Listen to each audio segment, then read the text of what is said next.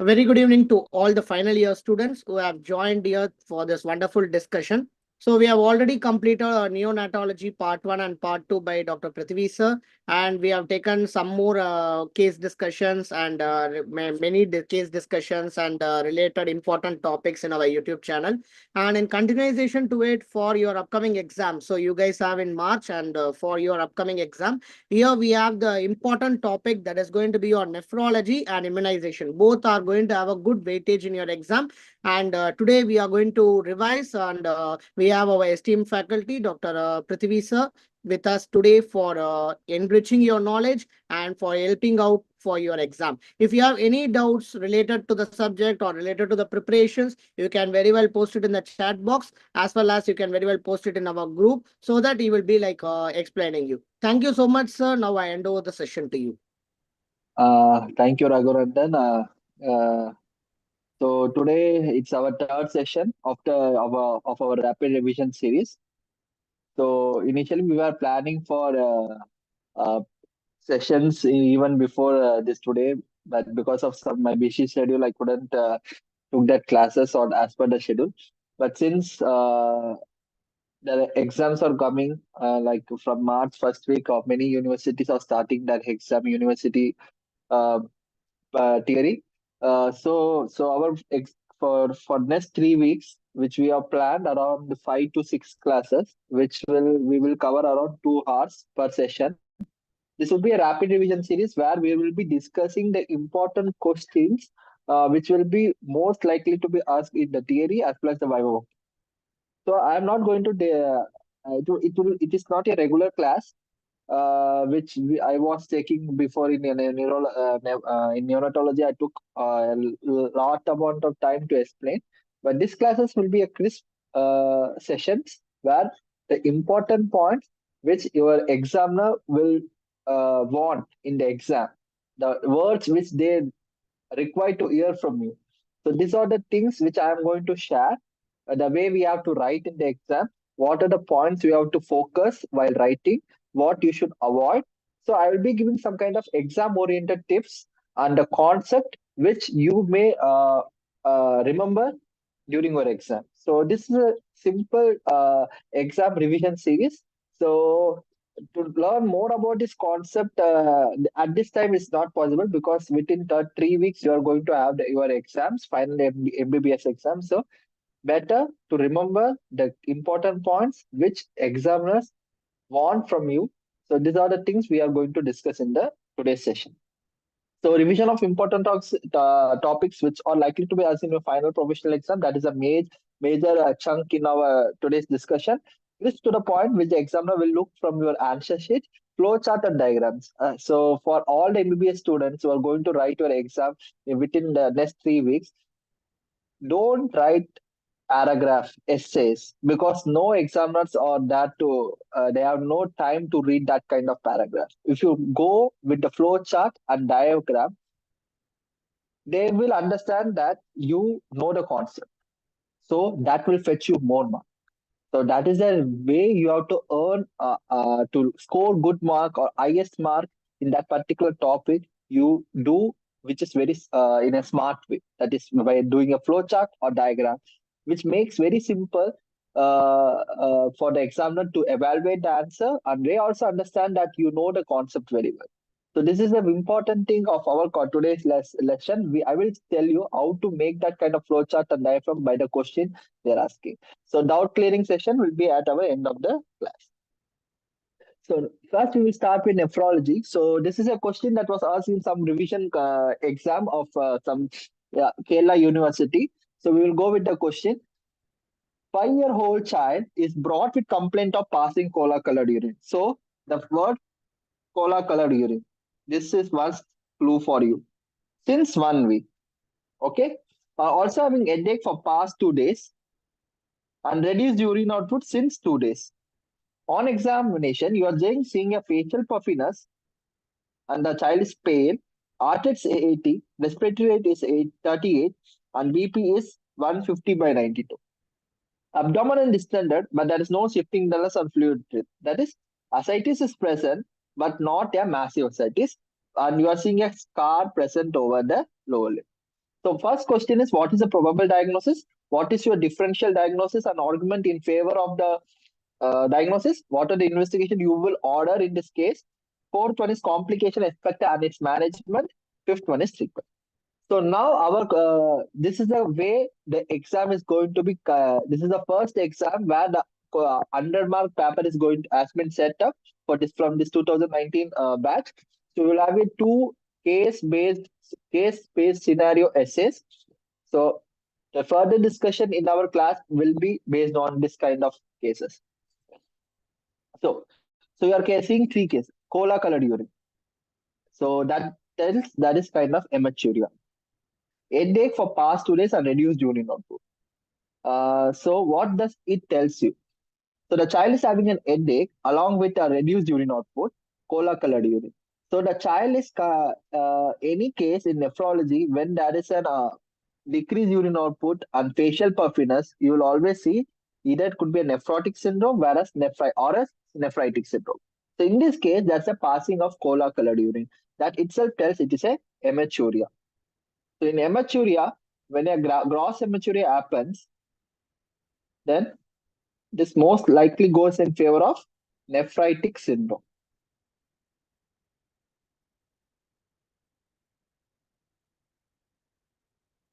So how you tell about a nephritic syndrome? So any child who passes a cola colored urine, that is hematuria. Cola colored urine tells that there is upper renal tract is involved. That is your kidney is involved. So any nephritic syndrome, which is the most common cause of glomerular hematuria. So the hematuria is occurring from the kidney, which is known as glomerular hematuria. Right? Now my question is, the glomerular hematuria, the most common cause in India, the most common cause of glomerular hematuria in childhood and in our country is your post-streptococcal glomerular nephritis. That is post-infectious glomerular nephritis. What is the most common cause or organism involved? Is your streptococcus. Okay, right? Streptococcus pyogenes. Now, this streptococcus pyogen, we have nephrogenic stains. These stains either, how does it comes to the kidney? If it has to enter the blood, either it has to enter through your skin or through your parents. So there is a question, there is a hint given here, scar present over the lower limb. Now, this scar present over the lower limb significant there is some kind of pyoderma. So now the child is having glomerular hematuria. You are suspecting it's a nephritic syndrome. And as I said, it's the most common cause of glomerular hematuria or nephritic syndrome is infection. So where is the source of infection? There is a scar. That is, it is kind of a pyoderma. And the child is having facial puffiness. So this gives internephritis. So what are the components of nephritic syndrome? One is your cola colored urine. Second one is your any infection, the preceding infection. Yes, that is a pyoderma. And facial puffiness, that is you have edema, decreased urine output, and most importantly, hypertension. The BP of the child is 150/92. So all the four components get cleared. So it is a typical case of nephritic syndrome. Most common cause, post-infectious glomerular nephritis. So what are the DDs and how to derive this DD? So glomerular hematuria, what are the DDs you can give? So we will discuss. Sorry.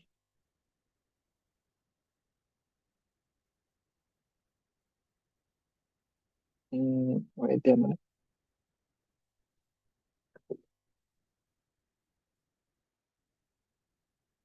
Mm.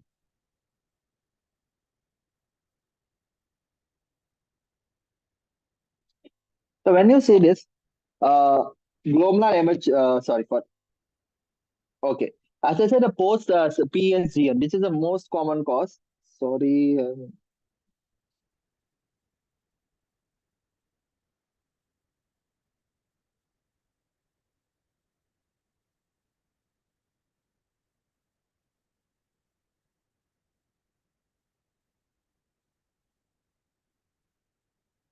Okay.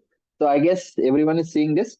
So as I say, post acute post-streptococcal glomerular nephritis, which I said this is the most common glomerular cause of gross hematuria in children, and it is the most common cause of acute GA nephritic syndrome in children. These both are the two important MCQ questions which you can be asked in your 1 mark in your theory paper. So what was the most common? It is, as I said, uh, most common male, then female, right? Average age is 7 years. Okay. Before going to that, I said what are the DDs? They are asking about differential diagnosis for the second question. So first, as I said, the glomerular hematuria. When that's a typical fine hematuria picture. So what are the DDs you will ask? One is glomerular, most common, as I said, is your typical PSGN. Second will be your IgA nephropathy.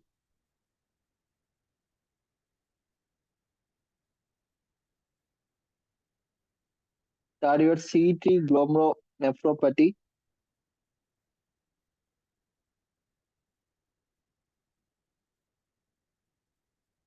SLE, HSP.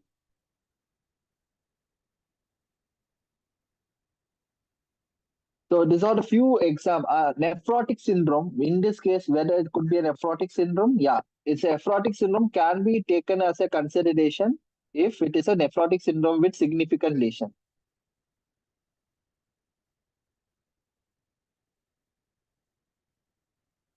So you have five differential diagnoses. First, always your post-streptococcal glomerular nephritis.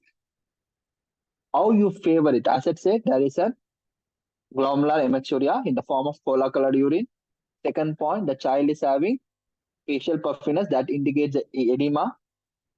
Third point is the child is also having hypertension, BP. That's the reason the child is having headache.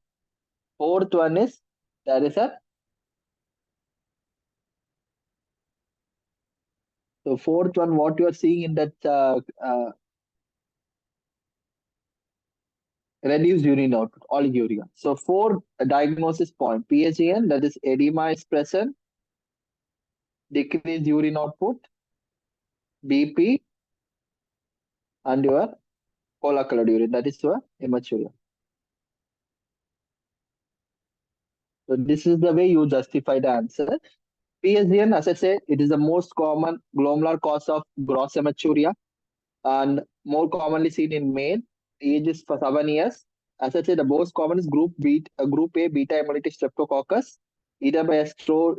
And so normally what happens? Streptococcal infection happens, sore throat in the median age of 1 to 3 weeks. If it's a pyoderma, it takes at least 3 to 6 weeks, leading to the development of PSG. Sometimes what happens, even the patient doesn't know that he or she is having a sore throat or pyoderma kind of lesion. And then when they develop the acute symptom of PSG, then only they remember that this kind of symptoms they were having 3 to 4 weeks or 3 to 6 months back. So in that way, you have to I have to arrive the diagnosis. You have to, in this way, the history is very important for the coming to the actual diagnosis. So what are the strains? As I said, the nephrotogenic strain, either pyoderma as well as the sore throat. So the sore throat causing strain is M1, M4, M25, and M12, whereas Streptococcus pyogenes is M49, which is the most common strain that has a higher chance of causing PSGN is your M4, which has 25%. Sorry, it's about 25%. Got it? Okay. Next. So what are the etiopathogenesis? There is three streptococcal antigens: specific M protein, nephritis associated plasmin receptors, and SBEP3 and B antigen. These are the three antigens that are present in your streptococcus, which play an important role in the causation of your post-streptococcal glomerulonephritis. As you know, post-streptococcal glomerulonephritis is not because of the bacteria itself per se. It is because of the immune-mediated damage to the glomerular apparatus. So initially, it was told that initially early concept was it is because of your molecular mimicry, and that's a circulating immune complex, and this circulating immune complex deposit in your basement membrane.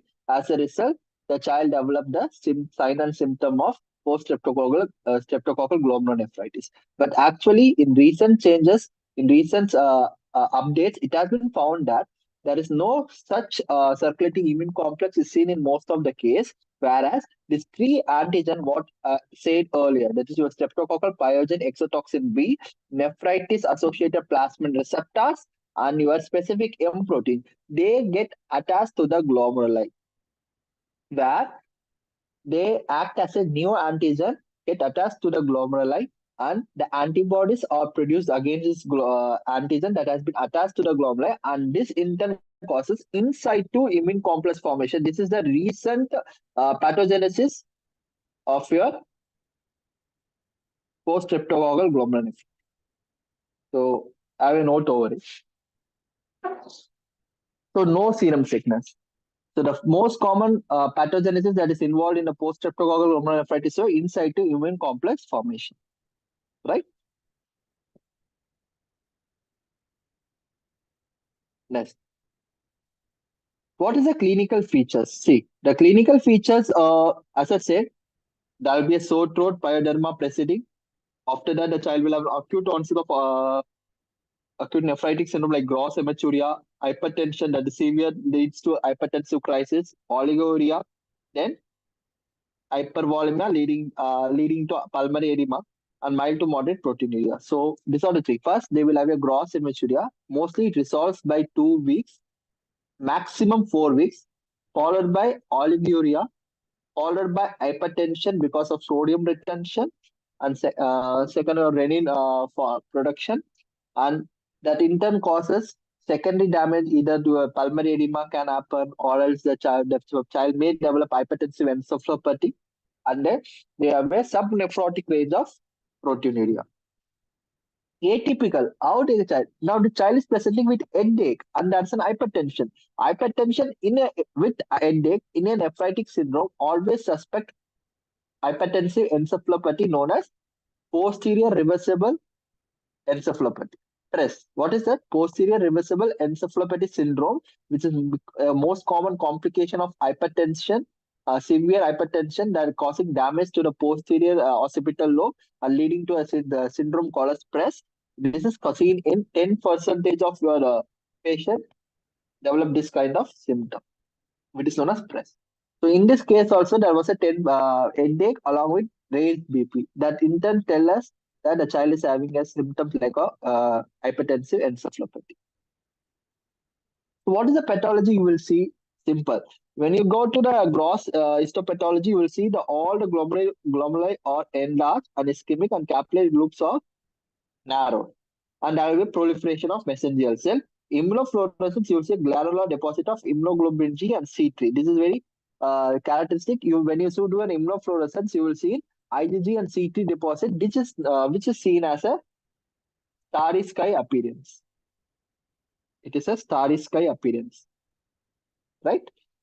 What is electron microscopy? You will see subepithelial. You will see subepithelial side, you have a lump. So what are the investigation you will do in this case? Investigation, as I say, C3 will be less. So 90% of this patient will have a C3 level less.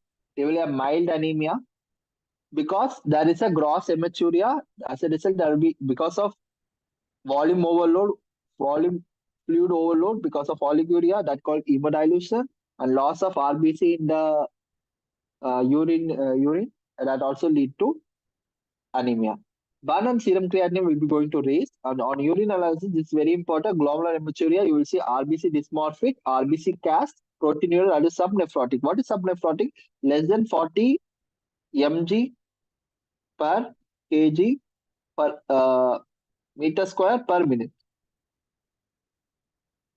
So whenever the value is 40 mg per meter square per minute, when the protein goes less than that, then the child is having a subnephrotic range of protein, 4 to 40, 14. And there is pus cells. What are the clinical diagnosis? Simple. Any history of sore throat, school-going children, presence of hematuria with evidence of recent streptococcal infection. Most of the time, the children or the parent doesn't give importance to the small viral upper respiratory tract infection in the form of sore throat or any skin rashes.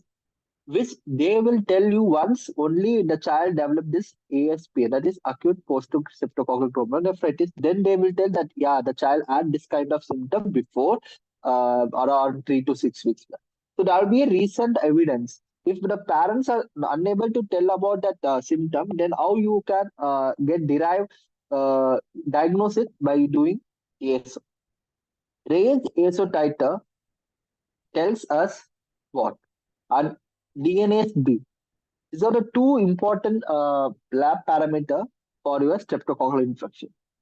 When ASO titer is less, it tells that this glomerulonephritis is mainly because of sore throat associated PSG. Whereas if it is anti-DNSB level, it is mainly associated with the pyoderma. In this case, if you do anti-DNSB level, then the level will be raised because the child had a lesion over the lower limb, which is nothing but a pyoderma. And this pyoderma had lead to the development of the post-streptococcal glomerulonephritis. When you do an X-ray in this case, you will see pulmonary edema because that's a volume or fluid overload. MRI brain, as I said, this child has to go for MRI brain because hypertension lead to an hypertensive encephalopathy and the child had an headache. This IMTEL tell us the child is developing PRES. What is PRES? Posterior reversible encephalopathy syndrome, which is a form of an hypertensive encephalopathy commonly seen in nephrotic syndrome and also in a post-streptococcal glomerulonephritis as a complication.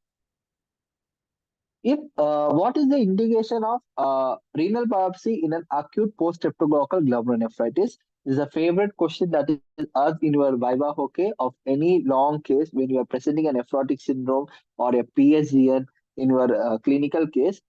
Examiner are found to ask this typical question: when do you suggest renal biopsy in a PSG? One thing, when the AKN azotemia is not required, azotemia that is caused by your PSG and recover and dialysis. At the start of the illness, your you cannot find any streptococcus associated infection like your ASA titer as well as the anti-DNSB were normal and C3 is normal.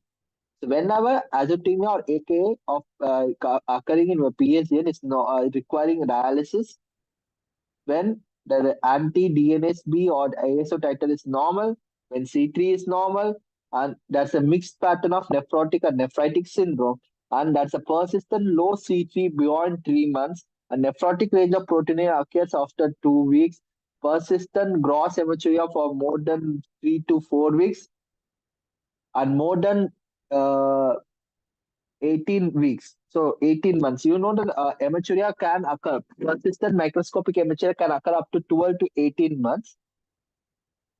If it appears more than, if it goes behind 18 months, persistent microscopic hematuria or gross hematuria more than 4 weeks, nephrotic range of proteinuria more than 2 weeks. I'm talking about nephrotic range of proteinuria more than 2 weeks, gross hematuria more than 4 weeks, persistent microscopic hematuria more than 18 months, oliguria azotemia more than 2 weeks. These are the persistent delayed in the resolution and other four factors which I already discussed before.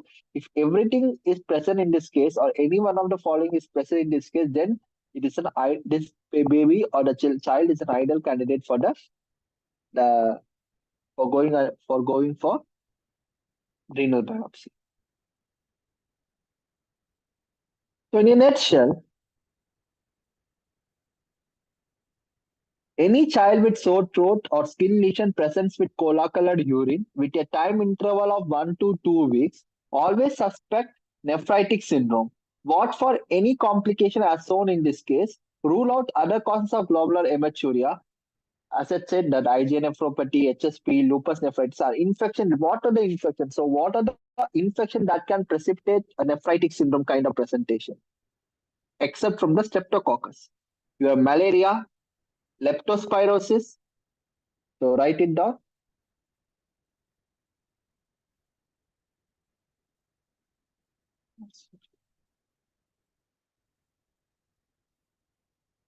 The infection that is related to the development of this is malaria,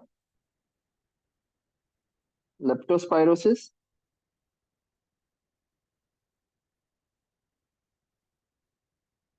syphilis, CMV virus, parvovirus,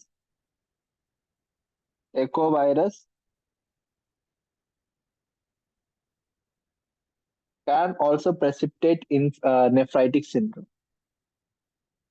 So this is a case of PSGN, right? Now, that's another question which was asked. So in this way, we will completely. So PSGN is the most common cause of glomerular hematuria, most common cause of glomerular nephritis in children in our country, or worldwide it is not. So worldwide, you have to search what is the answer. In India, it is a PSGN. In worldwide, it is HSP. The another question is 3-year-old child was brought for hematuria. Discuss the differential diagnosis and manage. So never ever to tell. Whenever a child is coming with suspected hematuria and you have to do examination, first point is you have to see what is the color of the urine, whether it is red or cola color. Actually, you have to find whether it is RBC present or not. So for that, you are doing a urine analysis. In urine analysis, you are seeing in high power flow in uncentrifuged uncentrifuged sample, the cell is more than 5 RBC. Okay, so you are doing the urine, you are seeing RBC in that. If it is more than 5, high power field for a uncentrifuged sample, and it is more than 3 in case of centrifuged sample, then hematuria is present. When you found it is an hematuria, now you have to find where the site is actually from. But the color itself, you can guess that if it's a cola colored urine, most commonly the bleed is in from the upper renal tract, that is your kidney. If it is a bright red in color, then it's a lower urinary tract like your bladder, urethra, and the penis may can be involved. So hematuria is present. Now you have to see whether it's a glomerular hematuria or non-glomerular hematuria. One is you see color. If the painless, go in favor of glomerular. If it's a painful, most likely it's a non-glomerular. If RBC you are seeing is a dysmorphic RBC cast or more present, then it is in favor of glomerular nephritis. Whereas it is not going to be seen in your non-glomerular causes. So, what are the causes of glomerular hematuria? It's your post-streptococcal glomerular nephritis, right? And HSP, hemolytic uremic syndrome, very important, hemolytic uremic syndrome.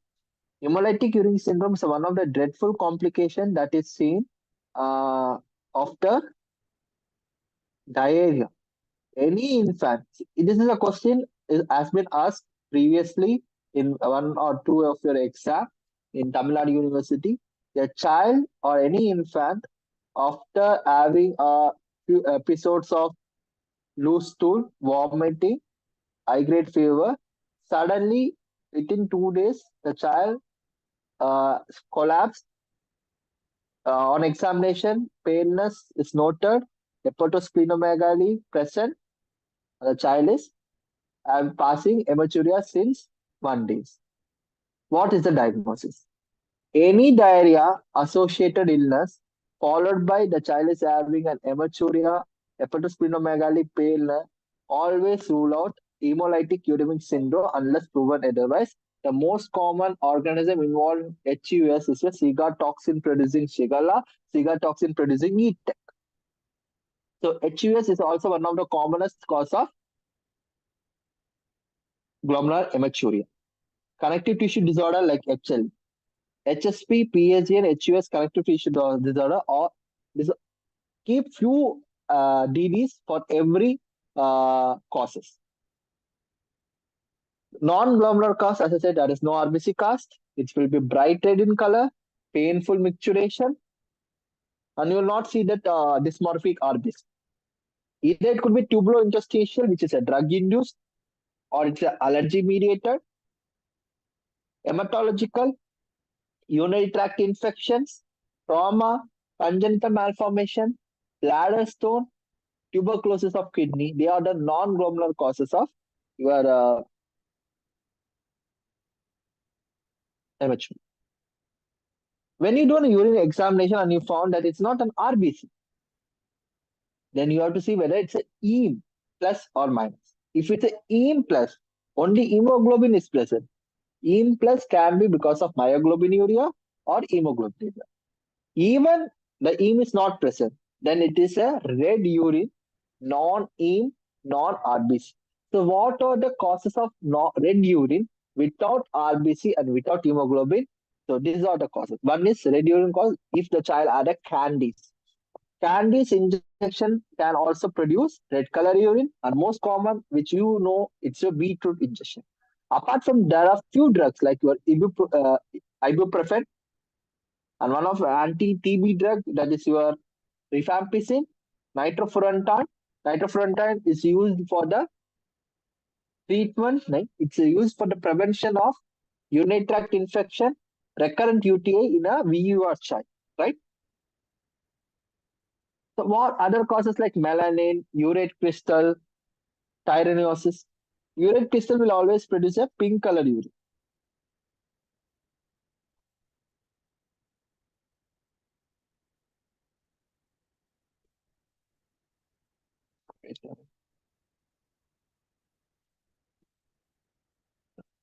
We also produce a pink color urine, pink color crystals. So these are the causes approach to hematuria. So hematuria, when you see a child in any question, they are giving 3-year-old child was brought for hematuria. What you have to do? First, you have to do an urine routine examination. In urine routine examination, you have to see whether it's a RBC present or not. RBC more than 5 in any high power field, in an uncentrifugal sample, more than 3 in any high power field, more than 3 in a centrifuge sample, then it's hematuria. In hematuria, you have to rule out it glomerular versus non-glomerular. If it's glomerular, what are the causes? As I discussed, non-glomerular, it is tubulointerstitial or your bladder urethral involvement. First common cause of non-glomerular hematuria, if any non-glomerular hematuria, if you're going to see, always rule out what? Exactly. Always rule out urinary tract infection. Urinary tract infection is the most common non-glomerular cause of hematuria in the children by doing the urine REME and culture, followed by serum, creatinine, calcium, nephrocalcinosis, hypercalciuria, familial hypocalcemic hypercalciuria. What is this familial hypocalcemic hypercalcemia? What that does mean is the calcium reabsorption is hampered here. As a result, the child will pass increased urine calcium, whereas the calcium in the serum is decreased. Because increased calcium, it combined with your citrate, which present normally in your urine and form renal stone, and kidneys, it causes nephrocalcinosis. So these children are also more prone for non-glomerular hematuria. So one is your UTI, second is your familial hypocalcemic hypercalciuria, and other causes like your trauma, any congenital malformation. These are the things you have to rule out by doing a US.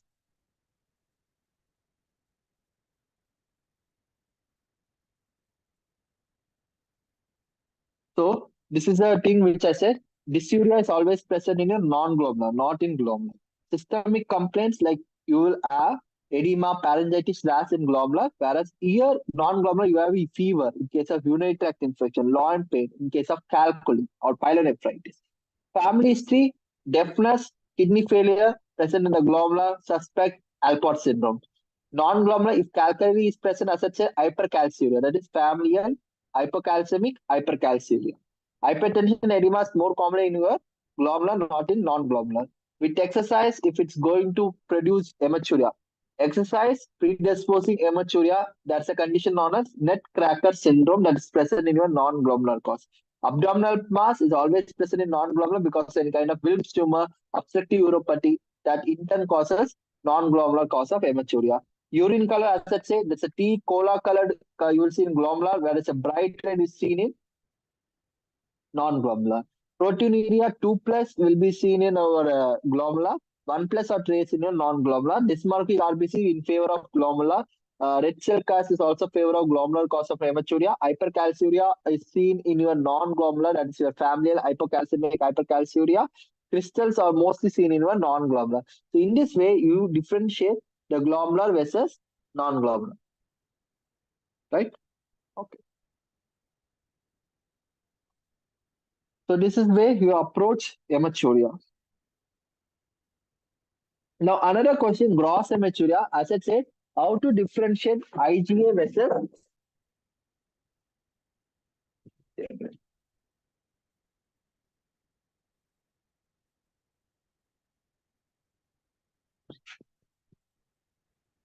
when you see a gross hematuria, it either could be a post-streptococcal glomerulonephritis and IgA nephropathy. Simple. Both occurs often an upper respiratory tract infection. As I already discussed in our Medusane WhatsApp group, so whenever you see a red brown colored urine and you have to take a proper history. If there is an history of URTA, you have to know how long, what is the interval between the URTA and the onset of red color urine. If it is just 1 to 2 days before the child on URTA, now the child is presenting with a on complete red colored urine, then always suspect it has an IgA nephropathy. In IgA nephropathy, the C3 level will always normal. If it doesn't happen, and it happens in this case, if it eventually happens 7 to 21 days after URI, then suspect PSGN. In PSGN, always the C3 level will be low. While IgA nephropathy, it is normal. So in this way, you can differentiate your PSGN versus IgA nephropathy. In IgA nephropathy, as I said, it is an IgA deposition over the glomeruli in the absence of systemic features. If there is associated systemic feature like your fever, arthralgia, rashes, loose stool, along with hematuria, suspect enon-splinon perfume. So simply, I will tell you, brown cola colored urine,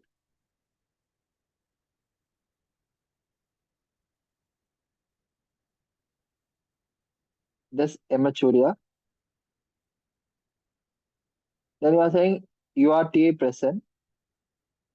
If this URTA occur 2 to 3 days before the onset of hematuria,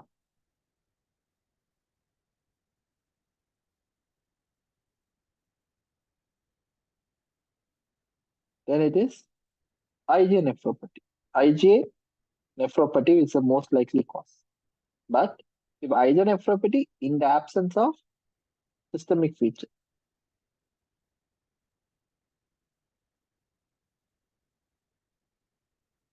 whereas if same thing happens but that's a systemic features like there's arthralgia or arthritis, there's a rash over the lower limb, and the child is having GA symptoms also, then you have to suspect enon-sclenol perfura. But URTA after 7 to 21 days of onset of this URTA symptom, the child is having immature, then this PSGN. T3 level is always low in PSGN, whereas it is normal in your IgA nephropathy. So this is the way you have to differentiate the gross hematuria in case of whether it's because of PSGN or it's an IgA nephropathy. IgA nephropathy is otherwise known as Berger syndrome, right? It's also known as Berger syndrome. And it is the most common cause of chronic hematuria. It's the most common cause of chronic hematuria. What are the most common What are the causes of persistent microscopic hematuria?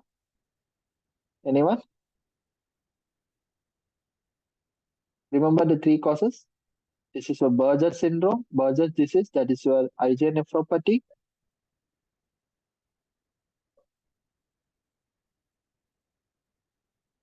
One you said Alport syndrome, PHGN. They are causes persistent microscopic hematuria. T3 glomerulonephropathy.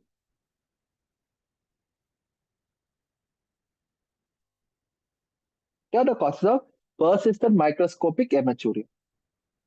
Right? Good. So, the small words about the IgA nephropathy. So, as I said, it's the most common chronic glomerular disease in children. It's a primary glomerular disease that's associated with hematuria in adults.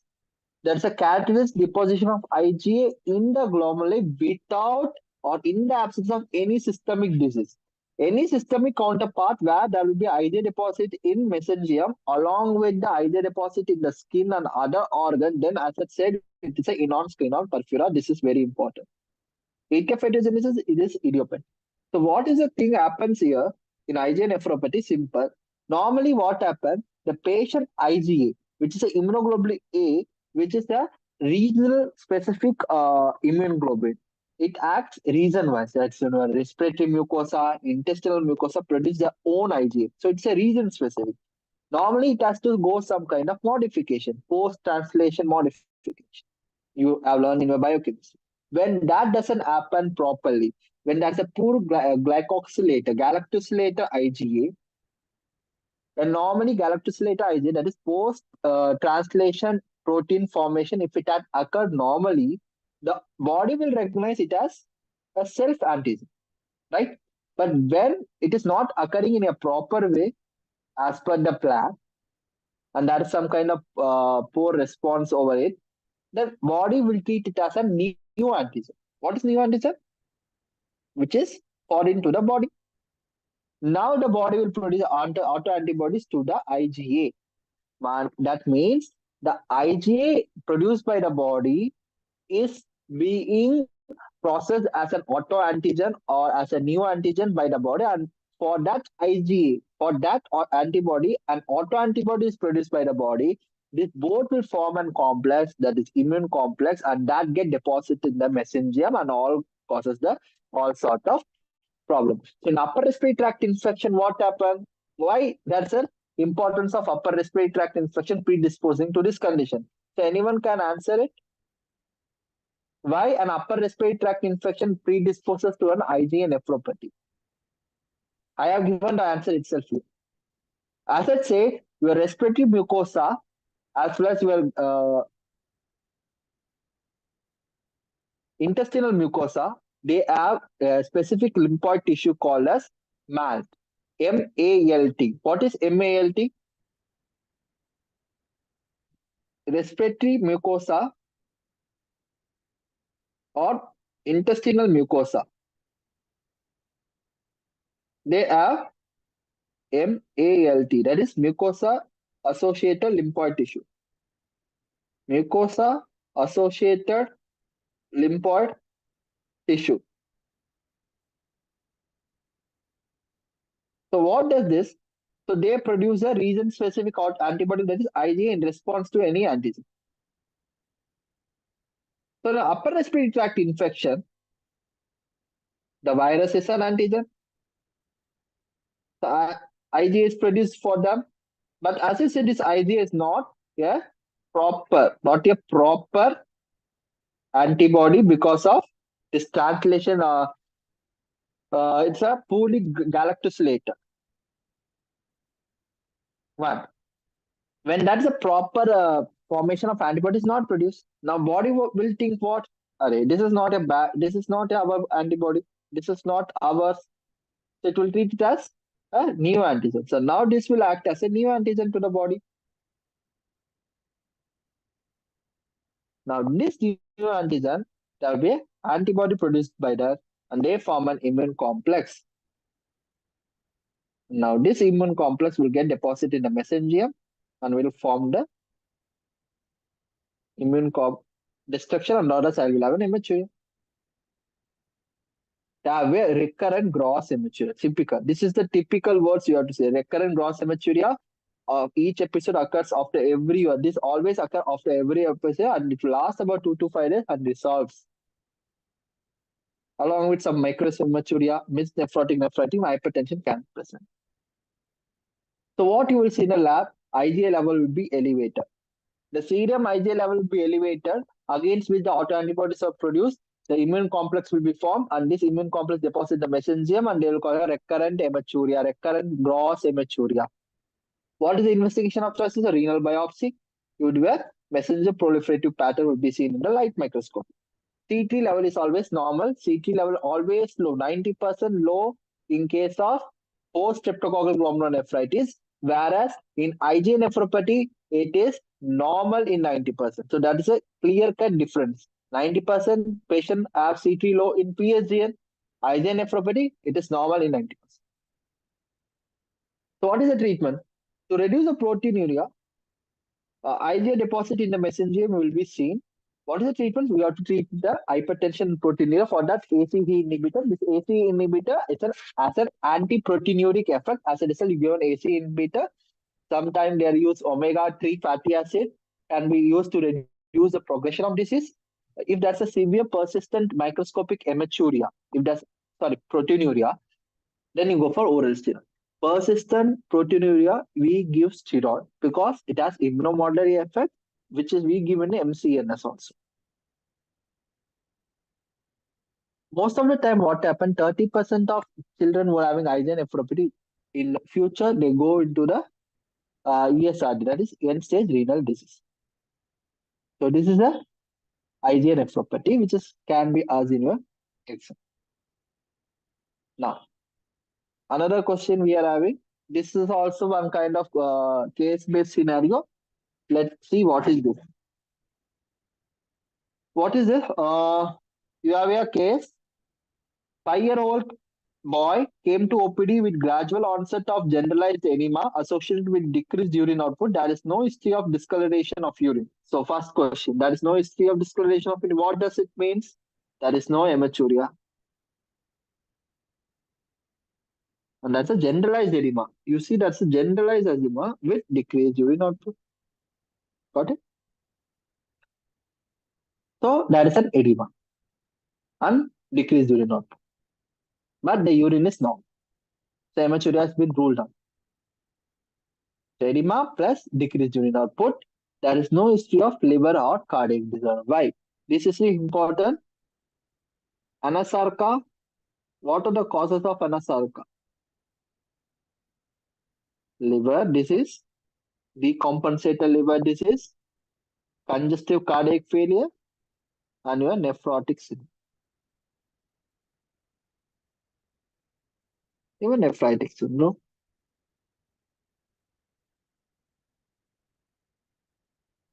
Then you have angioneuroedema, malnutrition.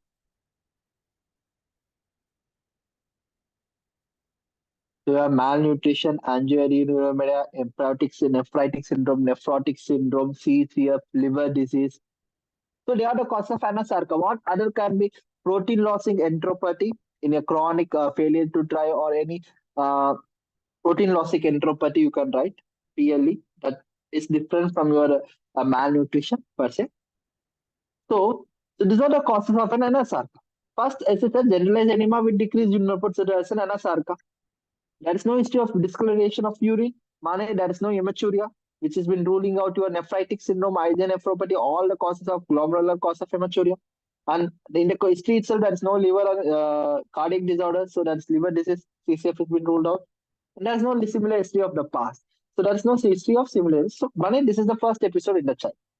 On the exam, nutritional status is normal. When the nutritional status is normal, your malnutrition has been ruled out.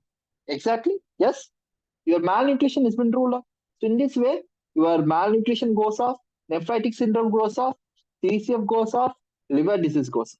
So you have only few things like your protein losing enteropathy, which is very rare, unless there's a typical symptom other than you have Gave syndrome, you have just Gave gastroantral vascular ectasia, and there are some cysts where you have this kind of protein losing enteropathy. They will be given typically. That is also somewhat you can ruling out. So either a nephrotic syndrome or there's a angioneuroedema. These are the two causes. Now, a point is that's a gradual onset, right? When there's a gradual onset, that itself ruled out, it is a progressive in nature, slowly progressive in nature. If it was a case of angioneuroedema, there will be a severe sudden onset of anasarca. There will be a stridor because of laryngeal involvement, and that's a typical history of allergy. So there will be allergic history to something, and after that exposure to that particular antigen, the child had a sudden onset of a whole body anasarca, and always the mucosal involvement, that is laryngeal involvement in the form of stridor, will be seen.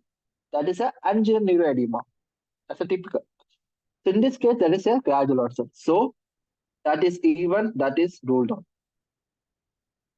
So this is the way where you have to see the case, the history which have been given, and you have to substantiate why the diagnosis you arrived in that particular diagnosis. So here a 5-year-old child came with a generalized edema with decreased urine output. So that is an NSR because there is a volume, there is no fluid overload, there is decreased GFR. That now the child has fluid overload. Money what? That means the fluid has accumulated in the third space. It has left the intravascular compartment into the interstitium and caused third space lost. As a result, the intravascular fluid is decreased, renal blood flow is decreased.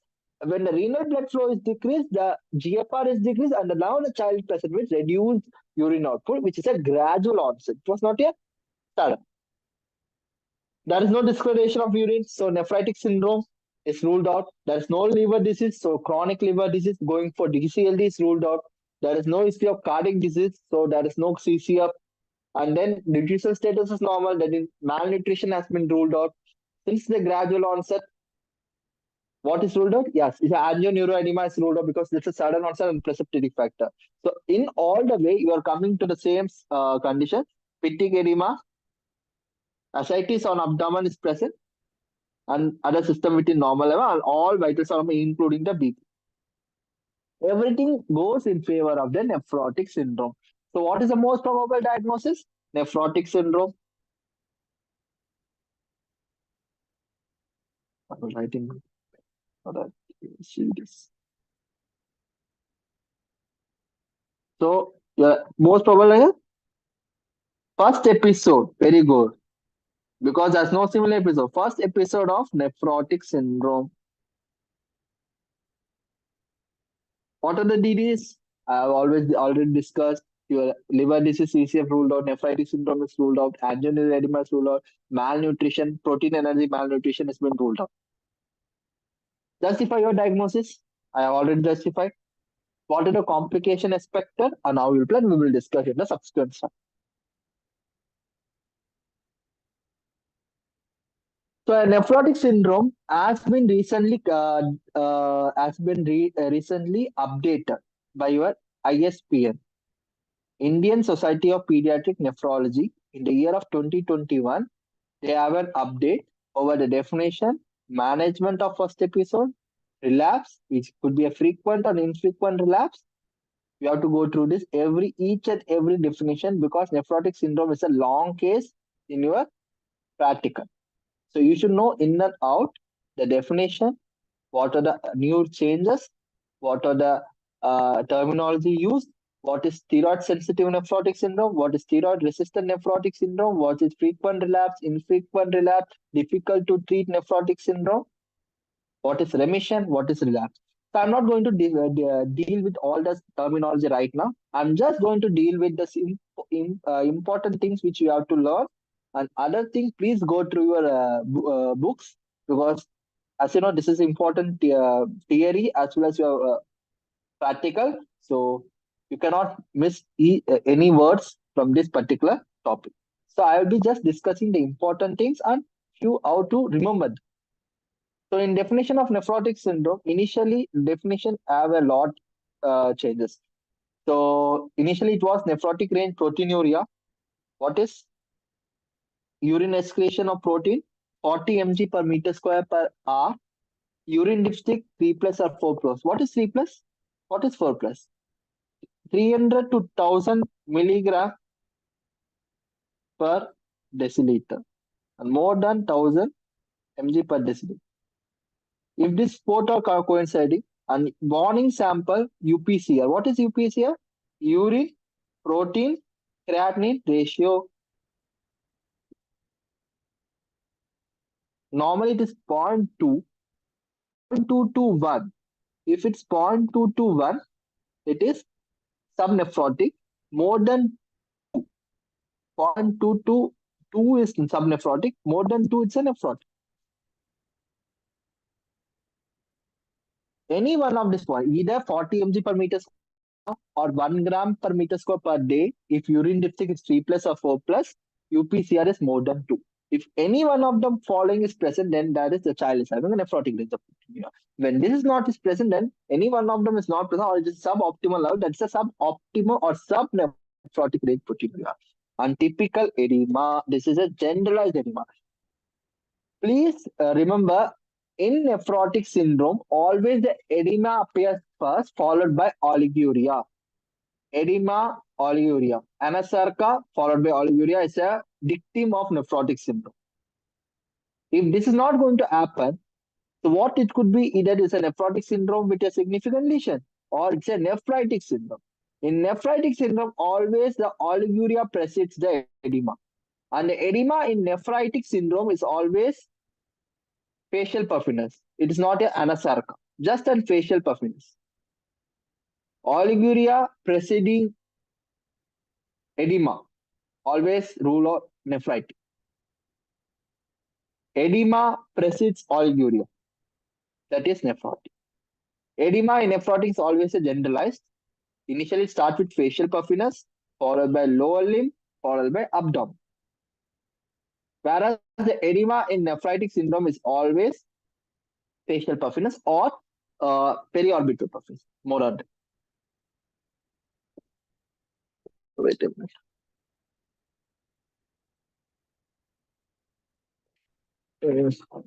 Wait a minute.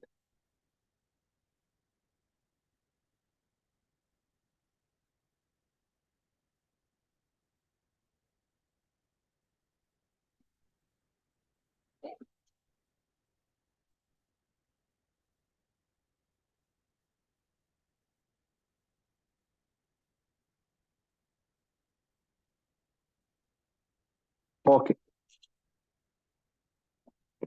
So in this way, you have to nephrotic and nephritic syndrome and hypoalbuminemia. In initial book, when you go for initial edition in 9th edition or 8th edition of OPGI, it is given as 2.5 gram per deciliter. But recently, the serum albumin has been changed. It should be less than 3, not 2.5. So you have to keep this in your mind. That's the reason why I said the update has to be taken, because these are the potential questions that can be asked in the Viva, as well as the 1 mark, which has been recently introduced in your curriculum from this 2019 batch, 1 mark question. So you cannot miss this value. The hyperalbuminemia is not 2.5, it is less than 3. Lipid present or not? This is a favorite question right now for many examiners. Hyperlipidemia, that is more than 200 mg per deciliter, which were the one of your diagnostic criteria in your previous guideline, has been removed. Hyperlipidemia is not an essential criteria for the diagnosis of nephrotic syndrome. So nephrotic syndrome diagnosis is nephrotic range proteinuria plus typical generalized edema in the form of anasarca. This is a progressive in nature, plus hyperalbuminemia, serum hyperalbuminemia less than 3 gram, not 2.5. Keep it in the mind. What is remission? Remission is nothing but when the urine PCR or urine dipstick is less than 0.2 and urine dipstick is 1 plus or trace for the 3 consecutive early morning sample. 3 consecutive early morning sample. If you are seeing this trend, that is urine PCR is less than 0.2 and the urine dipstick is 1 plus or trace or nil, then that's also 3 consecutive early morning sample. then that is remission. Relapse is opposite. If urine PCR more than 2 and there is 3 plus 4 plus on 3 consecutive morning sample, that is relapse. What is frequent relapse? Frequent relapse is nothing but this definition you should understand. More than 2 in first 6 months of initial therapy being stopped, or more than 3 relapse in any 6 months, or more than or equal to 4 relapse in 1 year. If any one of this is present, that is known as frequent relapse nephrotic syndrome. If everything falls below, then it's an infrequent relapse nephrotic syndrome. Why we have to differentiate frequent relapse and infrequent relapse? Why? Because each have its important impact in your treatment modality, which we will discuss in few slides. What is SDNS? Steroid dependent nephrotic syndrome. Steroid dependent nephrotic syndrome is any 2 consecutive relapses which occurs when the child is on alternate day of steroids or within 14 days of stopping the steroid. If it happens more than 2 times, then the child is dependent on steroid. Mane, what does that mean? If the child is weaned off the steroid, again that immunity, the immune mediated mechanism again acts and it causes the nephrotic syndrome. So steroid is suppressing that immune system, right? So that's a way that SDNS is something which is a tricky one. So to diagnose SDNS, you should know how many relapse happened. When it has happened, you have to very particularly urge history taking. So nephrotic syndrome, history taking is very important, and it has been all. I have not discussed per se clinical examination, but we have not discussed about this viva okay questions or case discussion. But in clinical, the importance of past history, number of episode, interval between each episode, what drug they were using, after stopping of drug, whether it was started as soon as the stopping of drug. This is very important because you have to rule out whether it's a steroid dependent. Because steroid dependent, as I say, it has a different treatment modality.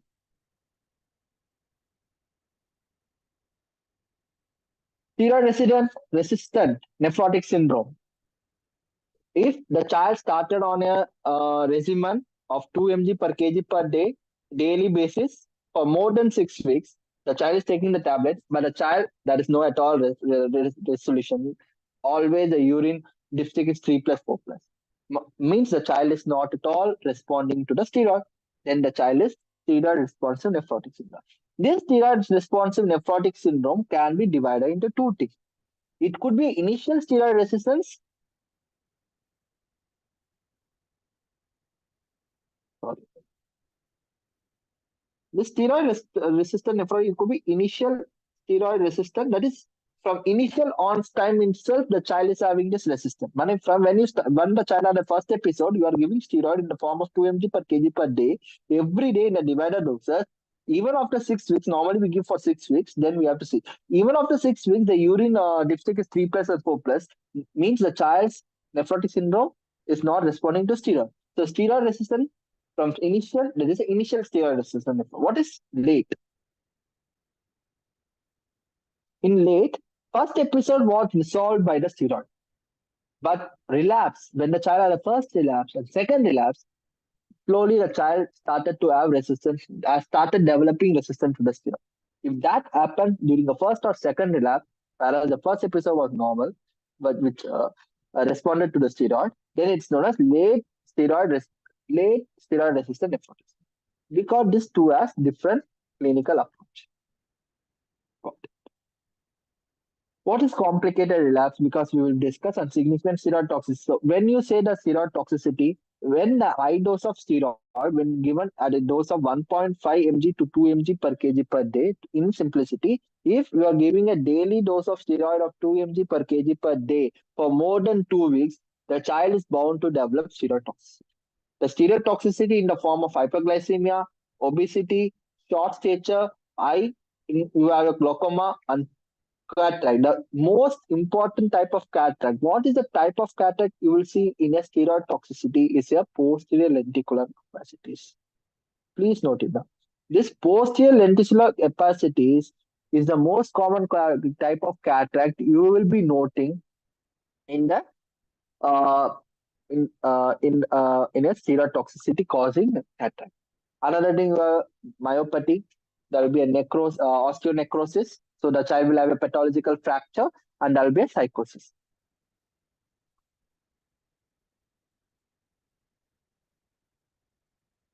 So last thing you should know what is difficult to treat steroid sensitive disease or disease. FRNS is what? Frequently relapsed nephrotic syndrome or infrequent relapsed nephrotic syndrome with steroid toxicity. Second point, failure to treat, failure to remission, even after giving more than two steroid sparing drugs. Both that criteria has to be classic. This has to be proven to tell it's a difficult to treat steroid sensitive nephrotic disorder. This is not DT. Difficult to treat steroid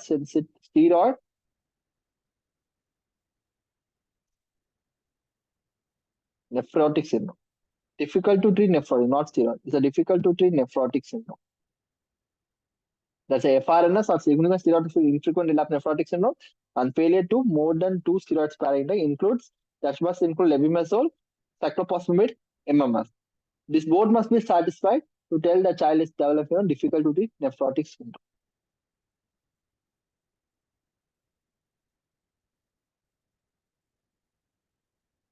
So what are the workup? What are the workup you'll see? You will always what so you see it. You have to see what are the thing you have to for the diagnosis. Urine, protein should be present. So you go for urine analysis and urine protein. Second thing, you should know the albumin level, for which you will see total protein, serum albumin level. Under anasarca. So what is the reason of anasarca? Whether it's because of any kidney abnormality, whether kidney function is normal or not, you should know. So you should know urea creatinine serum electrolyte to show the actual status of the kidney. CBC to rule out any infection or any other anemia. That also tells about the kidney function. Cholesterol as an ancillary investigation. Tuberculin test and X-ray. Why? What is the role of tuberculin test bar chest X-ray in first episode of nephrotic syndrome?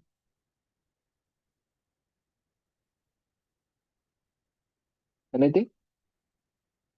First episode of nephrotic syndrome, what is the need of doing a tuberculin test or else chest X-ray? For this, you should know what is the treatment we give for nephrotic syndrome for first episode. It's your prednisone, which is a steroid. India is a country where tuberculosis is a rampant. Tuberculosis occurs in wide variety of form. In every form, you can see tuberculosis. It represents a wide variety of phenotype. So many people have a dormant TB carrier. So the people who are coming into our setups or come from not a well-to-do family. They are coming from village, rural, semi-urban areas where these TBs are more common. So you have to rule out tuberculosis before starting steroid. If the patient or a child is having a dormant TB carrier or is having an asymptomatic TB disease, if you give steroid to them, it will flare up the TB. In order to prevent that, we have to always do this tuberculin and chest X-ray, rule out TB. If TB is present, treat TB first. After that, you can treat a nephrotic syndrome. Nephrotic syndrome, whenever you see a nephrotic syndrome, the child will be absolutely normal, as the case scenario which was given in this question also. In the question, the child was just edematous, anasarca, whereas the child was happy, child was nutritionally well built. There was no sick looking child. It's a happy child. Happy child with anasarca, 2 to 5 years old. Always it's a nephrotic syndrome unless proven. Whereas your liver disease, protein energy malnutrition, your congestive cardiac failure, the child will be sick looking. So in this way, you have to rule out tuberculosis. Second line investigation, chest X-ray should be done if you are suspecting pneumonia or as a contact history of TB. USG nephrotic syndrome always rule out USG in nephrotic syndrome is done when you are suspecting when there's an hematuria to rule out any uh, structure abnormalities. You are planning for biopsy in nephrotic syndrome. There are a few conditions where you have to do a biopsy and renal venous thrombosis because of dehydration that appears as a common complication of nephrotic syndrome. If the child goes for dehydration, they're more prone for thrombosis. One of the vessel that is more commonly involved is a renal vessel, that is renal vein. CBC and RFT, if repeated, if indicated, ANA C3 C4 ASO titer to rule out the microscopic hematuria cause and secondary causes of nephrotics. What are the secondary causes of nephrotic syndrome? Secondary causes of nephrotic syndrome: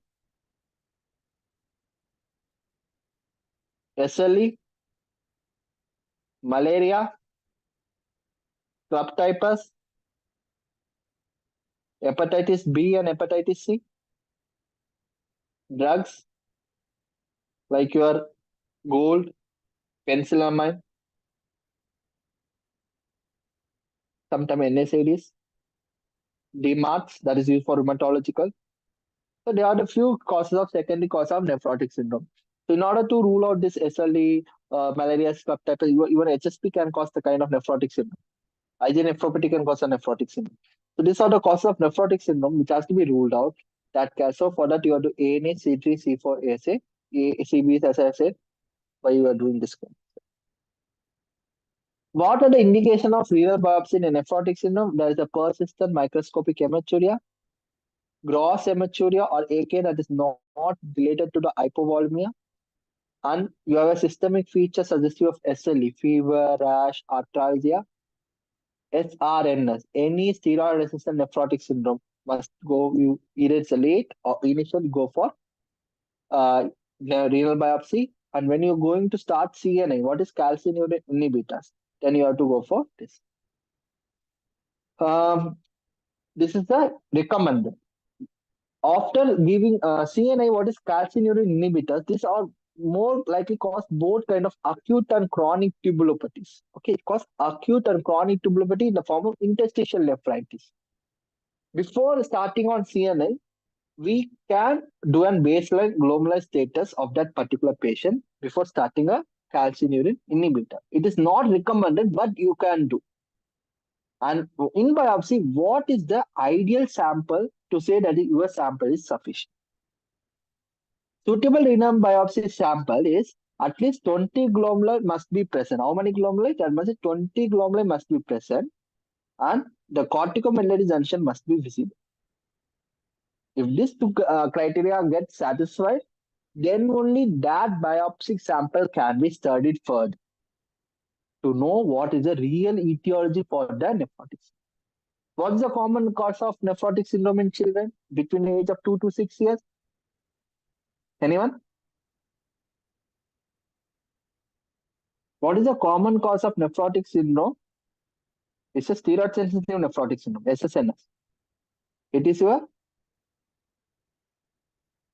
yeah, it's your,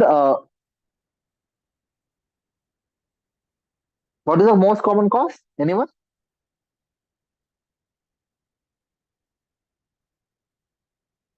Okay. It's a minimal change disease. So MCD, where your podocyte effacement happens, which is the most common. For that, there is no need for doing a renal biopsy. But what are the indications? What I said, which is an initial SRNS. If the AK is AK not is not due to hypo volemia, that's a gross hematuria. There's a persistent microscopic hematuria. SLE-like features are present, and you have given CNIs, calcineurin inhibitor for more 30 to 36 months. Then you go for a renal biopsy. So this is the thing.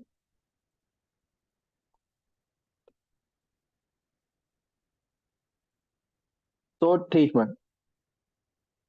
Treatment is oral prednisolone for first episode. First episode, I'm talking about first episode. If it's a first episode, treatment is what? Oral prednisolone in a form of 20 mg per kg per day daily for 6 weeks. That is 1 to 2 divided doses, or 60 mg per meter square per day. Maximum dose is 60 mg per day. You can maximum 60 mg per day, followed by 1.5 mg per kg per day. That's on alternative day for 6 weeks as a single dose. Daily dose divide But the alternative single morning dose, early morning dose, 1.5 mg per kg per day or 40 mg per meter square per day. Maximum 40 mg per day can be given on alternate. For 6 weeks, 6 weeks, minus 12 weeks. After 12 weeks, you stop. Stop, abrupt stop. There is no need of tapering. But if it's a relapse, it's the first episode. So this case, what the case was given to this question was a first episode of nephrotic syndrome. In case of a first episode of nephrotic syndrome, this is the treatment. If there is a relapse, if there's a relapse of nephrotic syndrome, start with oral prednisolone. That is, oral prednisolone is a drug of choice. You have to give 2 mg per kg per day daily till remission comes. Till remission. How you will check remission? What is the thing you have to say for remission? What you will tell about the remission? Yes. So your urine dipstick must be 1 plus or trace. It should be trace or 1 plus for 3 consecutive days, early morning sample. Then you can say that it is remission. After that, you go for the alternative day doses, that is 1.5 mg per kg per day. Alternative, particular on alternative day, single dose for 4 weeks. Then stop. This is for any relapse episode. Got it?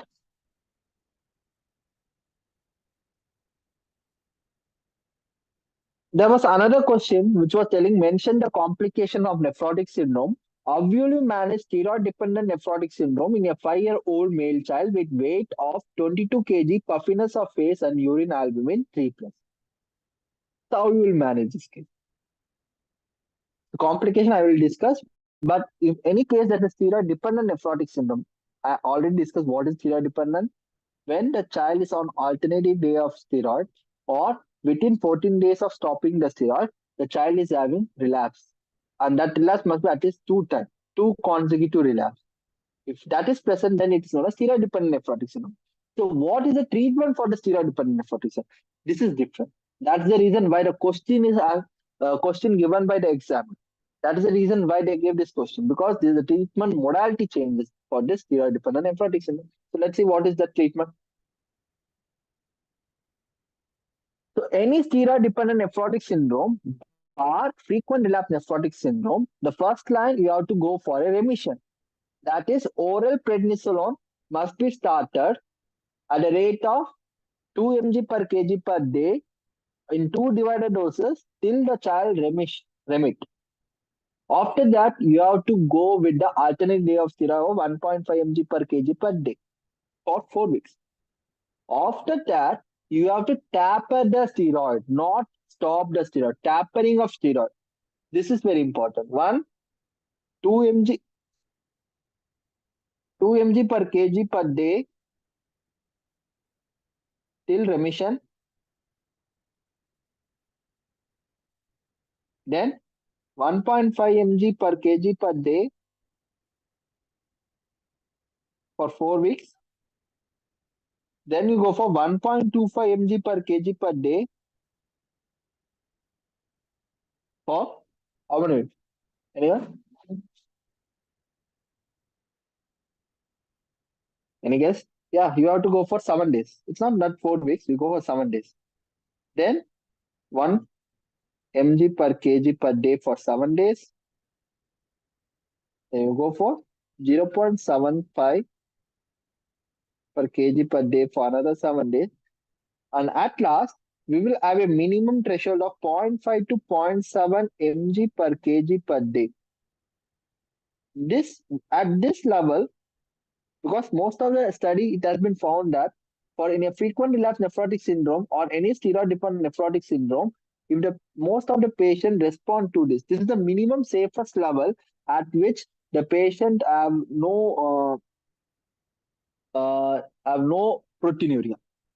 They can have a remission, a safe remission, the safest level where there is will be no toxicity because of steroid, and second, they have a no proteinuria. This is the minimum level that has to be maintained in their body to prevent the proteinuria. So this level is maintained for another 6 to 12 months. We are going to give this 6 to 12 months. So this is the first therapy. If they are responsive for this dose of 0.5 to 0.7 mg per kg per day, if they are responsive, give it for 6 to 12 months. This same dose can be converted. This I have said is an alternative day. See, this is alternative day for 6 to 12 months. But if a child suddenly have URT in between, in order to prevent a relapse, the same dose can be given for daily for next 7 days. So this is if any febrile illness or infection occurs, daily dose. If this is transferred to a daily dosage, not alternative for 7 days. Then again go for alternative. If they respond, well and good, continue this for next 6 to 4 months. But they are not responsive. Still they are having steroid having that proteinuria. Then you have to consider steroid sparing. Steroid sparing agents go for steroid threshold. You have to see whether the threshold threshold. As I said, minimum they 0.5 to 0.7 if they are maintaining well and they are not maintaining at 0.7.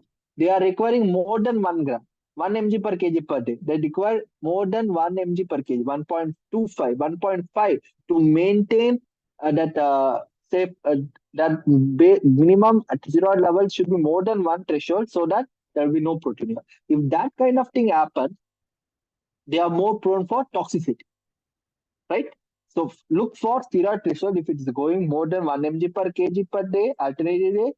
If they're having a complicated day, what is complicated day? Any relapse where the child suffer, get admitted for treating severe dehydration for which they require hospital admission, thrombosis, and infection. Infection, thrombosis, dehydration. FTD, FTD, actually ITD. Infection, thrombosis, dehydration. If any one of the three things for which the child is getting admitted, that is a complicated relapse. Unsignificant steroid any three out of these three, any one is present. One steroid threshold is more than one, complicated relapse, and significant steroid toxicity. If out of these three, any one of them is present, then the child is having a significant steroid toxicity for which other drug. If or any no all the three are absent, then it is no. Then you go for a first drug is levimass. Alternate day you give or else MMF. If effective, duration is given for 2 to 3. If there is frequent relapse even after giving levimazole or MMF, or that the steroid threshold, complicated relapse, any one of them is present, then directly go for MMR at higher dose or give oral cyclophosphamide 8 to 12 weeks. That is at the dose of 2 to 2.5 mg per kg per day. This should be while giving oral cyclophosphamide, you have to alternate with the prednisolone, that is 1 mg per kg per day for 1 month, and stop and continue the oral cyclophosphamide. So this is a treatment for you're not completed. Like finally, I will complete this. If there is no response after giving oral cyclophosphamide MMF, then as I said, there's a frequent relapse nephrotic syndrome or there's an infrequent relapse nephrotic with systemic toxicity, steroid toxicity present. First, you have tried two steroid sparing drugs, levimazole, cyclophosphamide, MMF. Out of these three, you have tried three or two. Even after that, the child is not responding.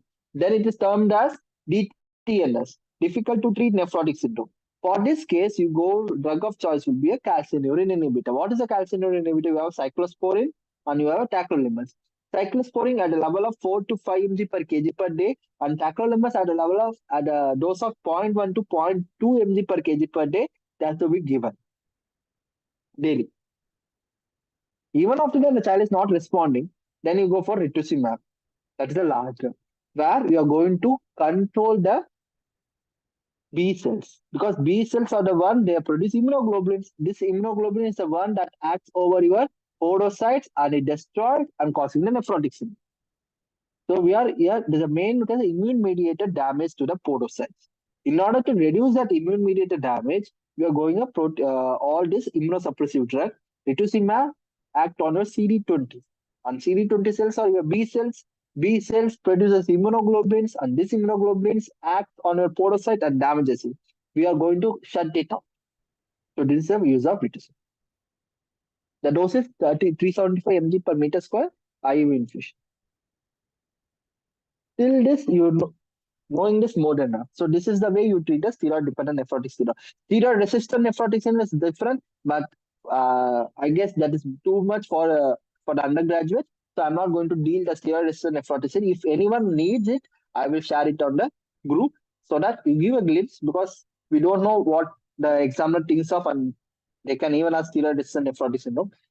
But as a MBBS graduate, you should know how to treat a steroid-sensitive nephrotic syndrome. First episode, relax, and steroid dependent nephrotic, because these two or the three things they have been asked in your question, in your viva, practical, theory, and all. What are the toxicity? Cyclophosphamide toxicity, levimazole toxicity, rituximab toxicity. Please see to it before going to the exam.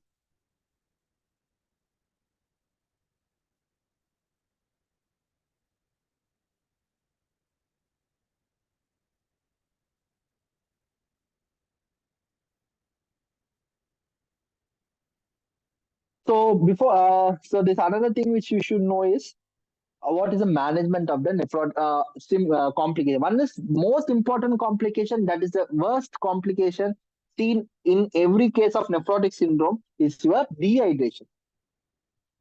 The concept is that you see the child is fully bloated. The child is completely bloated with fluid, and you think the child is anasarca, the child is fluid overload. Now I have to do fluid restriction. But all bloated child doesn't mean the child is overhydrated.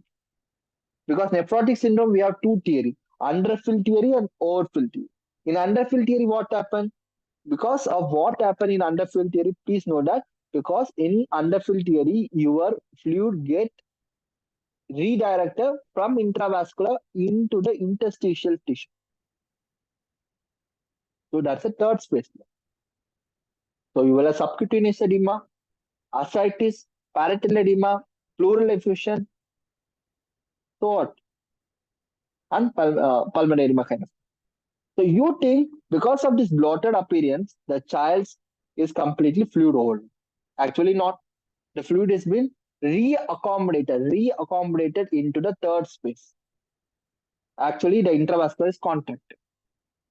In this case, if you give diuretic without checking the hydration status, the child will die because you are further dehydrating him. So any case of ascites or anasarca, before giving diuretics, always check his hydration state. In an anasarca patient, how do you see a hydration status? Clinically and laboratory.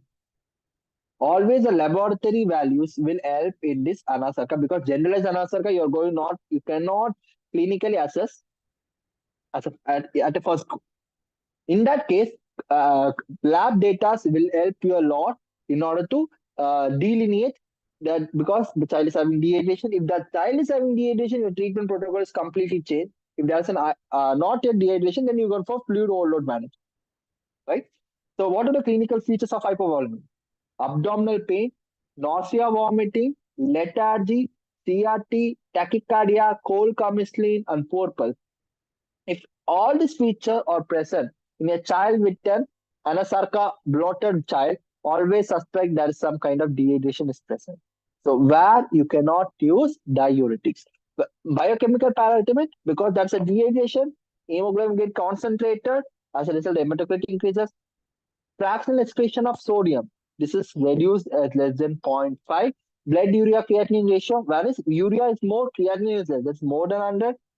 Urinary potassium index more than 0.6. This is very important. This 4 point you have to know, and examiner will ask what are the biochemical parameters to assess dehydration in a case of nephrotic syndrome with a fluid overload. Hematocrit is more, PENA is less than 0.6, urinary potassium index more than 0.6, blood urea creatinine ratio. But urea is increasing, whereas creatinine is not. Dehydration, always see pre-renal aka urea will be more than creatinine. Renal aka creatinine will be more than urea, or both are equal. Whenever your urea outrange your creatinine, in the form of under 200 something, then that's a dehydration. This is a pre-revenue. If urea creatinine are in equal range or creatinine is rising more than the urea, then it's a renal.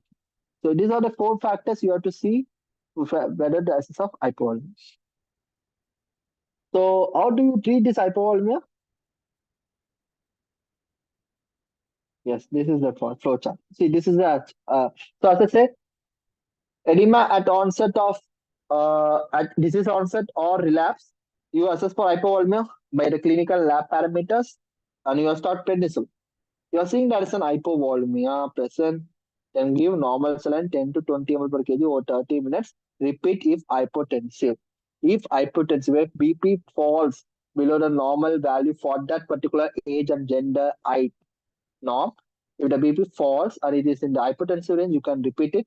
After even giving two doses, two bolus, if the child is not improving, go for IV albumin 0.5 to 1 gram per kg over 4 hours. You are seeing there is no hypovolemia, and you are going to assess the fluid overload. This mild, moderate, severe. If it's a mild edema, the baseline body weight of the child and now at present body weight, if the difference is less than 7%, then it is a mild edema, where diet salt restriction along with prednisolone is more than enough. What is the minimum duration the steroid takes to cause diuresis? What is the minimum time that steroid takes to cause diuresis in nephrotic syndrome? It's 5 to 7 days. Please remember. Minimum time, minimum duration for steroid to induce diuresis in nephrotic syndrome is your 5 to 7 days. So you have to wait for 5 to 7 days. There is no other good. But at the same time, you have to assess for the dehydration. You have to assess for any complications that develops in the child. If anything develops, your treatment protocol has to change. For 5 to 7 days, it takes for a steroid to act and causes the diuresis. For mild edema, salt restriction plus prednisolone. But if the moderate to severe edema more than 7% from the baseline, then you have to go for dietary salt restriction with oral furosemide with 1 to 4 mg per kg. This all not separate along with the prednisolone. Prednisolone is the first. Giving furosemide without prednisolone is a blunder. You have to give prednisolone. Furosemide you are giving because there is an excessive fluid overload that can go for congestive cardiac failure. In order to prevent congestive cardiac failure as well as the pulmonary edema in this child, that's why we are giving furosemide. If there is no symptom or mild edema, that's why prednisolone will itself more than enough to cause diuresis. So if any child you are starting in nephrotic syndrome with edema, always start prednisolone along with assess the weight, assess the edema, how much percentage of edema is there, more than 7%, then you go for salt restriction along with oral furosemide with 1 to 4 mg per kg per day. If more than 4 days of you are giving furosemide, then you have to give a potassium sparing agent instead of furosemide, that is a pyranolactone 2 to 3 mg per kg per day. Even after giving this, the child is not responding, then go for other drugs like thiazide, like metazolone, hydrochlorothiazide, like 1 to 2 mg per kg per day.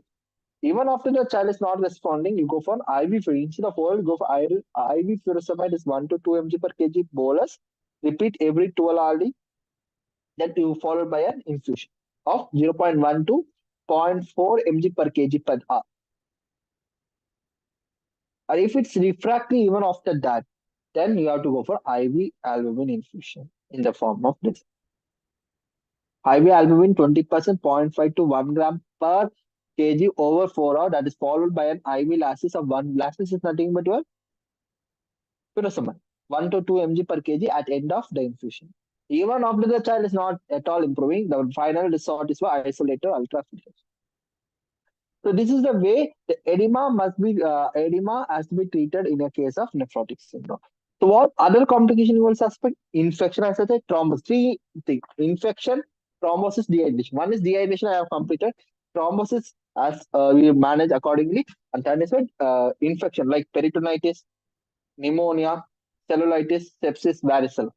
So this are the treatment protocol. Just take it. It's present in it is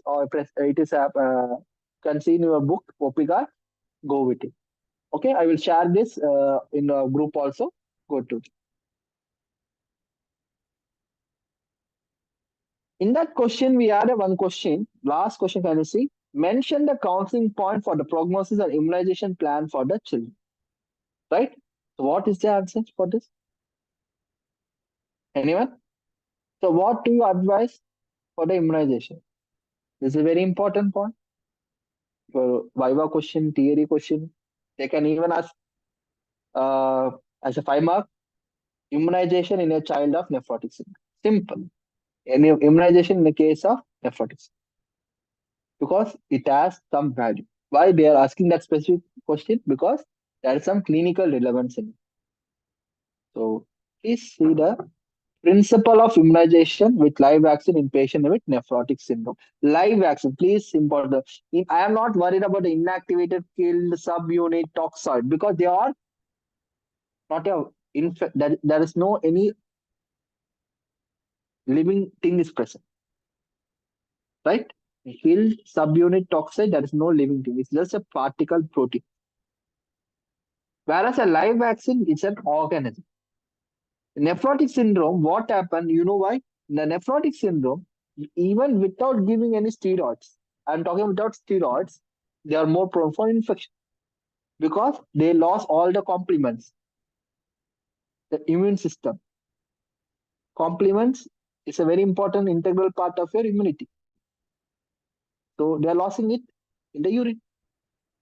So they are more prone for infection. And giving vaccine in that kind of children may predispose the chance of getting infection, serious infections more than a general population. And on steroid, that further suppresses the child's immunity. In them, this live vaccine will cause disease, which is not normally seen in a normal population. So, in a patient who is on steroid in a nephrotic syndrome is an immunocompromised, in a immunocompromised children, never give live vaccine because it will cause not infection, it cause a disease, severe disease in them. But so that is a protocol in ISPN, that is where Indian Society for Pediatric Nephrology in 2021 guidelines, they are given the principle for immunization. Simple trick is if any steroids, prednisolone, given in the rate of 1.5 to 2 mg per kg per day for more than 14 days. This is the mantra. Receiving high dose prednisolone, just remember this point. Receiving high dose prednisolone for 2 mg per kg per day or more than 20 mg per kg or 20 mg per day for more than 14 days. Vaccinate 1 month after discharge. Stop steroid. After stopping steroid, you have to vaccinate with live vaccine only after 4 days. 4 weeks. 4 weeks. That is 1 month. This is the point you should remember. So question is, steroid if given for more than 2 weeks, daily dose, never give live vaccine till 4 weeks of stoppage of steroid.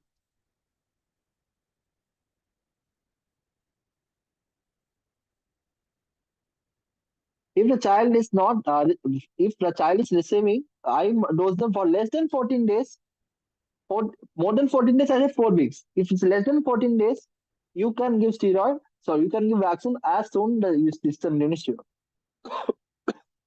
Even you give low moderate like 1 mg per kg, 0.5 mg per kg, that also low moderate. Then also you have to stop the steroid, then only you give the life vaccine. Low dose alternate prednisolone or pressing need for vaccine, then you can give live vaccine, maybe other immunosuppressive agents. What is the rule? If you're giving cyclophosphamide, you cannot give for 3 months after stoppage. If you're giving calcineurin inhibitor, mycophenolate mofetil, lebimazole, till 1 month, you cannot give vaccine. If it's giving rituximab, this is important. Rituximab is an important thing. Rituximab is a CD20 cell depleter. Your CD20 cells get habitat. These are B cells, right? The B cell produce immunoglobulin. And this immunoglobulin is important for your immunogenicity, for memory B cells. So any live vaccine, target this. While giving rituximab, what happens? This is get depleted. So IG is not present. So you give live vaccine, what happens? This is not going to happen. But paradoxically, this live vaccine will produce disease, severe disease, because there is no IgG to protect against the disease. So any child who have received rituximab, you have to wait for 6 to 9 months. In some book, they're given up to 11 months.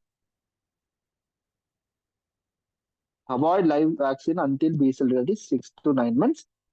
For safer side, in our setting, we give at least wait for 9 to 11 months after stopping rituximab for the B cell recovery. Okay.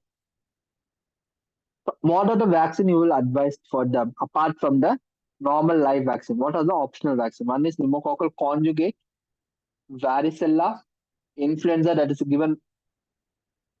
Influenza vaccine is given annually, hepatitis vaccine, and varicella. Okay, these are just name. Don't need to know the trigger. If you want, I will share this also. Just know the what are the other vaccine you have to give apart from a routine live attenuated vaccine.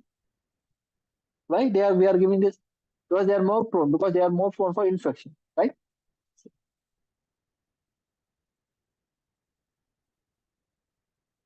So approach to proteinuria. Okay. So whenever you see a proteinuria, when I said see this 1 plus 2 plus 3 plus protein. So proteinuria is even seen by treating. Okay.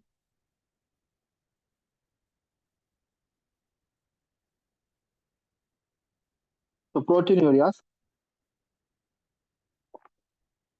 Uh, so when you go for this proteinuria, I said what is the proteinuria definition I already discussed.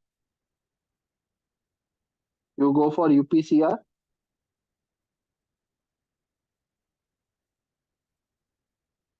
If UPCR and you're going for the 24 hours protein and urine dipstick. So here I'm not talking about the nephrotic vasoproteinuria. Okay, normally if it's more than EPCR is more than zero point 0.2 itself, 24 hours proteinuria is more than 4 itself, on a 4 to 40 range. Dipstick is 1 plus more than 1 plus, then you have to consider it's a protein. Okay, it's mild proteinuria. But more, if you have to go to nephrotic vasoproteinuria, it's 4 plus. But sometimes 4 plus is even present in a normally if it happens. So what is the thing when to suspect whether it's because of transient or it's because of your it's because of uh, nephrotic range. So that's the reason how to do it.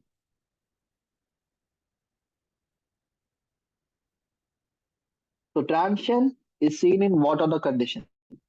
Anyway, fever, exercise, stress, epinephrine use. The other causes of transient.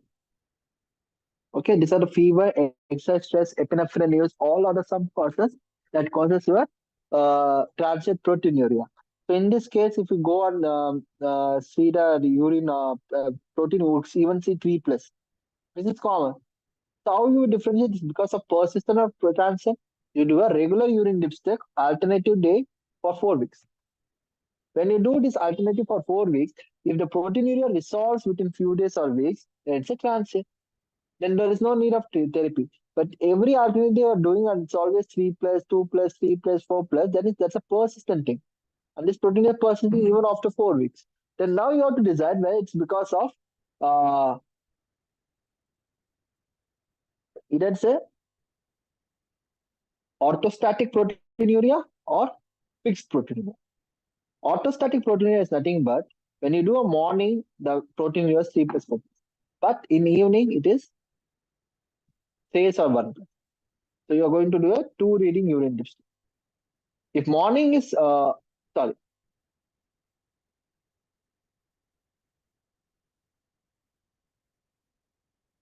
sorry. I'm sorry, if after waking up, the morning urine is negative, whereas evening the urine become positive to the protein. That is known as orthostatic. Why this happen? Because there's an exaggerated lordosis in the upright position that causes partial compression of the left-sided renal vessel. As a result, the child will pass protein. Or as or upright position has altered hemodynamic. This is the reason why in morning when you do that's a negative, whereas as it become evening, it become positive. This is the orthostatic proteinuria. But there is no difference. Even more early evening, it's positive. We go for fixed, unfixed. You have a glomerular and non-glomerular cause. So this is the reason why we are doing a early morning sample for the protein. Because in orthostatic proteinuria, your morning sample will be negative. Whereas a fixed proteinuria, morning sample will be positive. Whereas in orthostatic versus fixed, evening sample will be positive. So morning sample is advised. Early morning urine sample is advised for evaluating fixed proteinuria for a nephrotic syndrome because in evening, even a normal individual may have a orthostatic proteinuria. As a result, the urine become positive. What are the causes? Glomerular proteinuria, isolated, just remember one, MCD, minimal change, this is nephrotic syndrome, MPGN, membranous glomerulonephritis, secondary glomerular nephrotic syndrome like drugs, infections, autoimmune disorders, malignancy, even important malignancy can cause, and sickle cell nephropathy. As an isolated glomerular cause, as a component like acute PSGN, IgA nephropathy, HSP nephropathy, lupus nephritis, Alport syndrome, there are the other causes. Isolated is nephrotic syndrome like MCD or secondary MPGN membranous sickle cell. Along with one component like PSGN, HSP, lupus, Alport syndrome. One of the components is where proteinuria. What about the tubular proteinuria? Where tubules, where microproteins get lost. It's your TIN. What is TIN? It's your tubulointerstitial nephritis, reflux nephropathy, Fanconi syndrome, Wilson disease, and few drugs like aminoglycosid, cyclosporin, NSAID, cisplatin. They are the other cause of tubular proteinuria. So the fixed proteinuria can be your glomerular proteinuria, which be isolated nephrotic syndrome or a nephrotic syndrome as a component of other disease associated. Tubular proteinuria, it's tubules with tubulointerstitial nephritis, polycystic kidney disease, Wilson disease, reflux nephropathy where tubules get involved, Fanconi syndrome or renal tubular acidosis. So these are the tubular causes of proteinuria. Okay. Okay. So another last thing which is describe the clinical features of urinary tract infection in an infant. What are the diagnostic tests used? What is the significance of UTI in the infant? How do you manage that? Okay. So urinary tract infection is another important question that has been asked in your exam. So we will discuss that.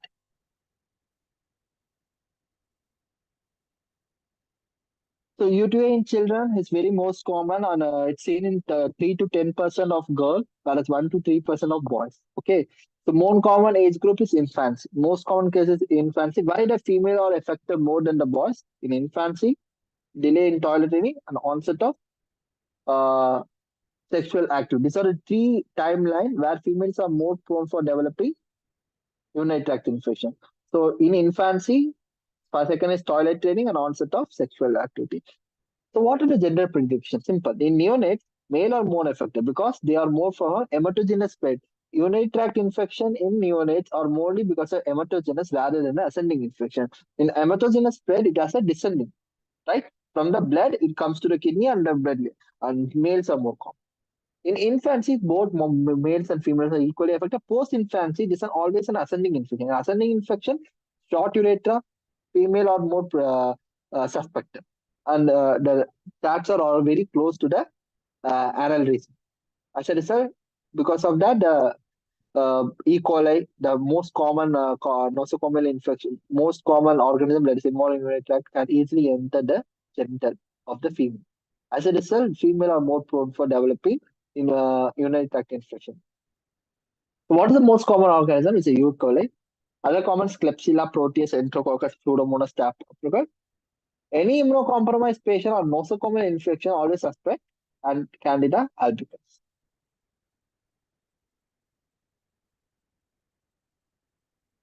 What are the causes of risk factor for recurrent urinary tract infection? Please remember this recurrent urinary tract infection. What is the most common is vesicoureteral reflux.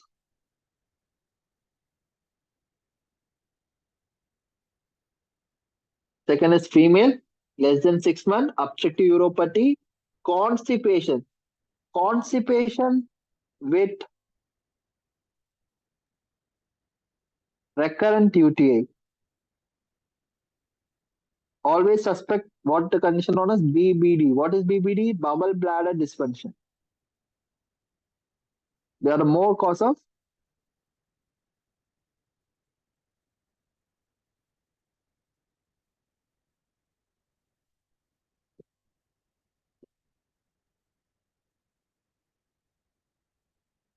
and PEM and immunosuppression are more common cause of recurrent. I'm talking about recurrent UTI and any instrumentation of the urethra. Uncircumcision in male have a more predisposition for the development of infection. So they are the risk factor for recurrent UTI. This is the important question has been asked in the university. So what are the pathogenesis of urinary tract infection? So pathogenesis is ascending infection and descending. Emergency is always seen in infancy and more commonly it is always associated with acute polynephritis and male are affected. Whereas in ascending infection, it's more common post-infancy. Females are affected because short urethra, either because of bowel, bladder outlet obstruction, boo, or vesicoureteral reflux. So what happens? What is the pathogenesis? Simple. The E. coli or Proteus, which is the most common, it through the perineal contamination from urethra, it enters the bladder. In bladder, it affects the mannose receptors of the umbrella cell of urinary bladder. Right? Now, E. coli attaches and enters the umbrella cell and they form an intracellular IBC. What is this? Intracellular bacterial community. Now, this intracellular bacterial communities will be presented within the umbrella cells. Now, immune system, what does the body immune system will sense it? Intracellular organism are killed by your T cells or B cells? Your T cells. T cells actually play our way intracellular. Extracellular organisms are be taken care of your B cells. Whereas T cell also produce immunoglobulins by as a T helper will help your B cell to produce immunoglobulin. Whereas intracellular organisms are taken care of by your T cells. So T cells recognize it. So it direct to clear that bacteria, the WBC and macrophage. Now this bacteria will sense it. Some danger is coming in. So now this intracellular bacterial colonies will evade. It will evade from this umbrella cell, enter the urine in the form of filamentous form. This filamentous form comes into the urine because it had to evade that immunity. Because this, or else the bacteria will be killed. So it enters the urine. After this bacteria comes, bacteria now is not in the umbrella cell. When the WBC and macrophages comes there, they will see that's no one. So they get surprised, and in this way they disbelief they go off. So in this way they evade the immunity. Whereas this bacteria is very cunning. Is kind of a serial killer. So he knows this WBCs or macrophages which came there, they will go off after some time. Okay, when there is no infection, there is no bacterial colonizer, the WBC they will be destroyed by your body and it will be gone. After that, when the WBC macrophages wears off, now they re-enter the umbrella cell.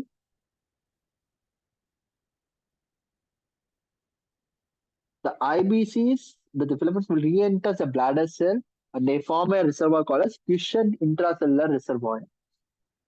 Quiescent intracellular reservoir, they are the one which causes the recurrent UTI. So in simple, filamentous cells or the cell cause infection and they evade the immunity. Once they evade the immunity, they re-enter the bladder cells or your bladder umbrella cell again and they will form QIC. What is this QIC? Quiescent intracellular reservoir. QIR, sorry, QIC. QIR. Therefore, recurrent infection. So only two words you should know. Intracellular bacteria colony or the one cause infection, colonize and evades the immunity by re-entering into the urine in the form of filamentous form. Right? Whereas, okay.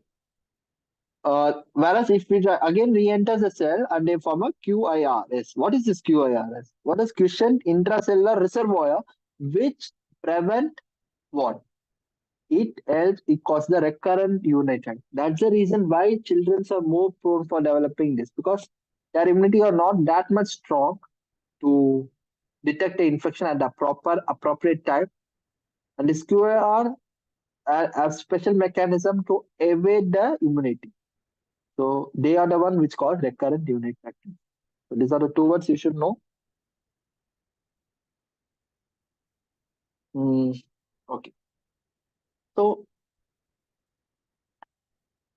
acute pyelonephritis, always less than 5 years, and more than 5 years acute cystitis. I will be what is significant bacteria. I will be discuss asymptomatic bacteria to treat or not. What is symptomatic bacteria? You will see bacteriuria in the urine culture positive will be positive, but the child is clinically normal. There is no need to treat a asymptomatic bacteriuria unless there is a clinical symptom. The urinary tract infection means the child must have clinical symptom and urine culture should be positive for a single uropathogen, not polypathogen. If any polypathogen is present, it is a contaminated sample. Clinical sign of urinary tract infection less than 2 months, 2 months to 2 years, more than 2 years differ. In any infant and neonate, in infant less than 2 years, they present with fever, chills and rigor, fevers without focus for more than 48 hours, chills and rigor, crying during maturation, vomiting. More importantly, jaundice. Jaundice is one of the important signs and symptoms seen in the neonate children less than 2 months. Okay, there will be fever without focus for 48 hours, jaundice, vomiting, failure to try, maturation time, they will have a pain, crying during maturation.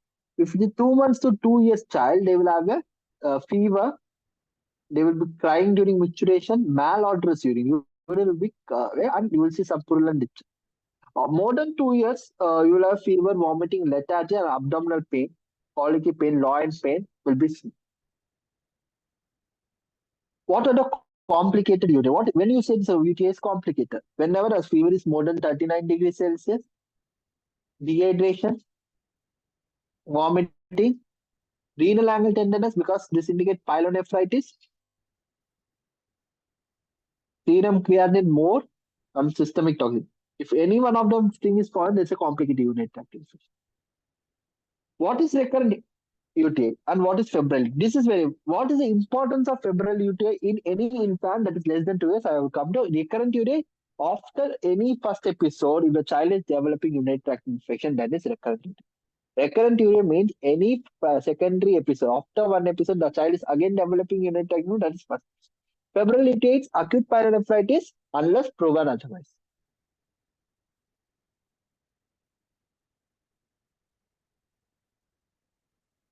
So febrile UTI in an infancy, you have to suspect any child less than 2 years presenting with symptom of fever along with urinary tract infection, that is a pyelonephritis unless proven otherwise.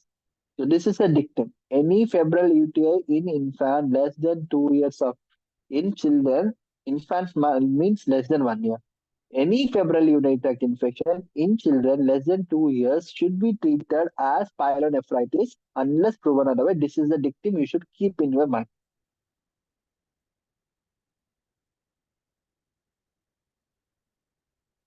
So what are the screening? You do an urine analysis, you go for pyuria. If any cells more than 10 in an uncentrifuged sample, in a centrifuge sample, if more than 5 WBC, if you're saying that's the pyuria. But presence of just just pyuria doesn't mean the child is having urinary tract infection. You should also have bacteriuria because pyuria is present in inflammatory condition also. For most common infection with fever without focus for 7 days with sterile pyuria, what is the DD? Anyone? What is the DD for sterile pyuria with fever for more than 5 days?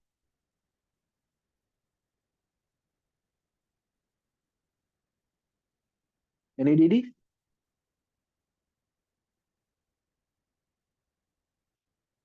Sterile pyuria, in your case, when you're suspecting in infant, any pyuria, sterile pyuria with a high grade fever for more than 5 days without bacteriuria, always rule out Kawasaki disease. Kawasaki disease is the most. Kawasaki disease is itself an important 10-mark question in your theory paper. 5 mark, 8-mark question they can ask because Kawasaki disease is the most common cause of acquired heart disease in India. It's not rheumatic heart disease. Mind it, rheumatic heart disease was previously known as the most common cause of acquired heart disease in children in India. Recently, the trend has been changed. It is the Kawasaki disease. Kawasaki disease is the most common acquired cause of heart disease in children in our Indian subcontinent. So you have to keep it known. So just because the child is having pyorrhea doesn't mean the child is having UTI. You have to document bacteriuria. How do you document bacteriuria? This can be either documented by a screening test which use leukocyte esterase and nitrites. If this leukocyte esterase and nitrate screening test become positive, then the child is most likely having a bacterial infection, that is bacteriuria. But uh, this has to be confirmed. This has to be confirmed by doing by what? This has to be confirmed by doing culture, by doing a urine culture, right? Now, urine culture, the sample technique is very important. The sample technique is you're going to do three things: suprapubic aspiration, catheterization, and midstream clean catch urine. If suprapubic aspiration, any microorganism colony that is grown is significant. It must be a single uropathogen. Mind it should not be a polymicrobe. Never a urinary tract, no urinary tract infection have polymicrobial. Urinary tract infection is always single uropathogen, most commonly Uri E. coli. So any microorganism that is significant for urinary infection if it is single micro. If you are taking from catheterized sample, it should be more than 5 into 10 power 4. If it's a midstream clean catch urine, it should be more than 10 power 5 CFU per ml, colony-forming. But recently, 2023, there was a ISPN guideline on the urinary tract infection and vesicoureteral reflex, where they have changed it. Even 10 power 4 CFU per ml is significant to tell the child is having it. In a clean catch urine, initially it was more than 10 power 5. Even a 10 power 4 CFU per ml, if noted in a clean catch urine, that is also sufficient to tell the child is having urinary tract infection. This is an important update.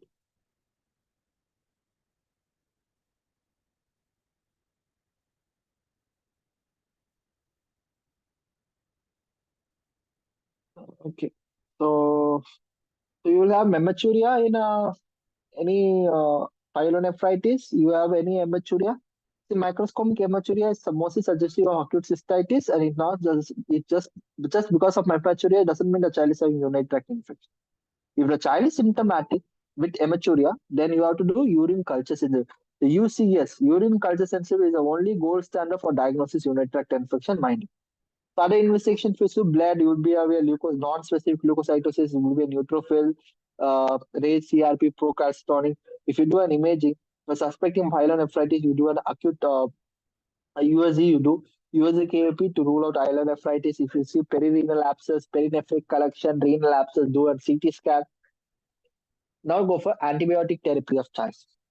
You have to divide it in two things. So I will be cut shorting because there is no time for urinary tract infection. What is the treatment? You go. Uh, see, if urine culture is positive and you are suspecting pyelonephritis, baby's age is less than 2 months. How you suspect pyelonephritis? Renal anger tenderness.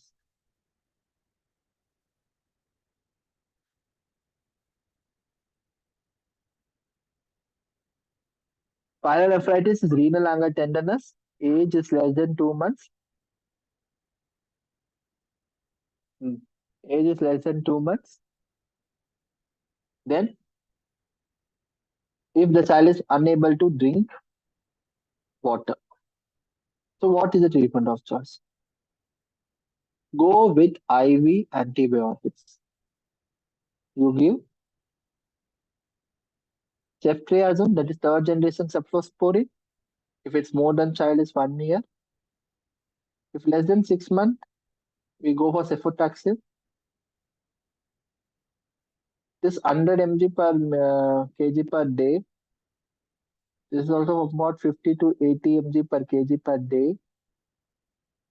You have to reassess after 48 to 78 hours.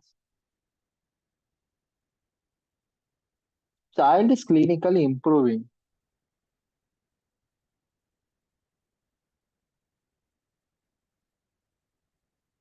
Then you oral antibiotics. This for 7 to 10 days. If no, the child is not improving, then you have to repeat your USG, repeat your urine culture because the first culture may be a contaminant, one thing, or there's some kind of resistant organism still prevailing in the urinary tract, and you have to do USG to rule out any structural anomalies.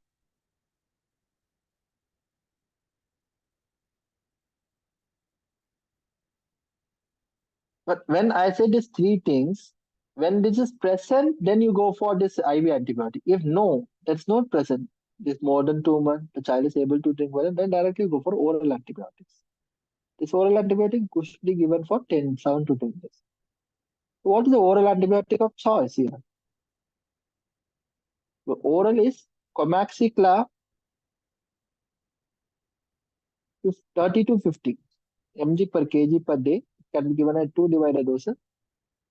Or cefixime is the drug of choice. Mind it, cefixime is the drug of choice for treating urinary tract infection, right? It has been given as a dose of 10 mg, 10 mg per kg per day in two divided doses.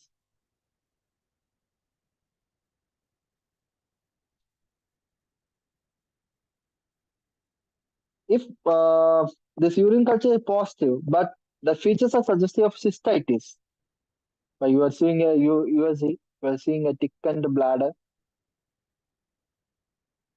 then you have to give the oral antibiotic. You have more than one oral antibiotic because most of the time cystitis is seen more than the age of 5 years, and they are not that much sick, and that's not a much complicated.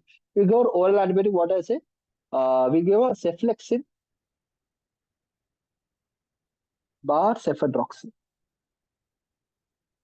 This you can give minimum for 3 days, maximum for 7 days, based on the condition of the child. If child is improving well, maybe for more than 3 days, में अच्छा हो जा रहा है, then we go.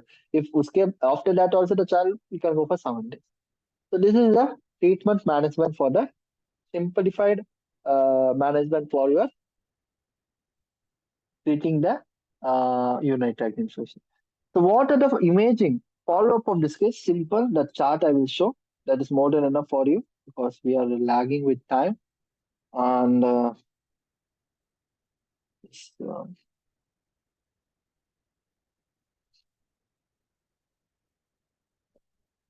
What? Please note it down.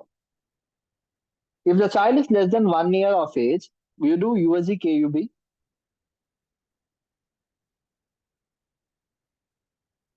USG KUB. Oh my God. Okay.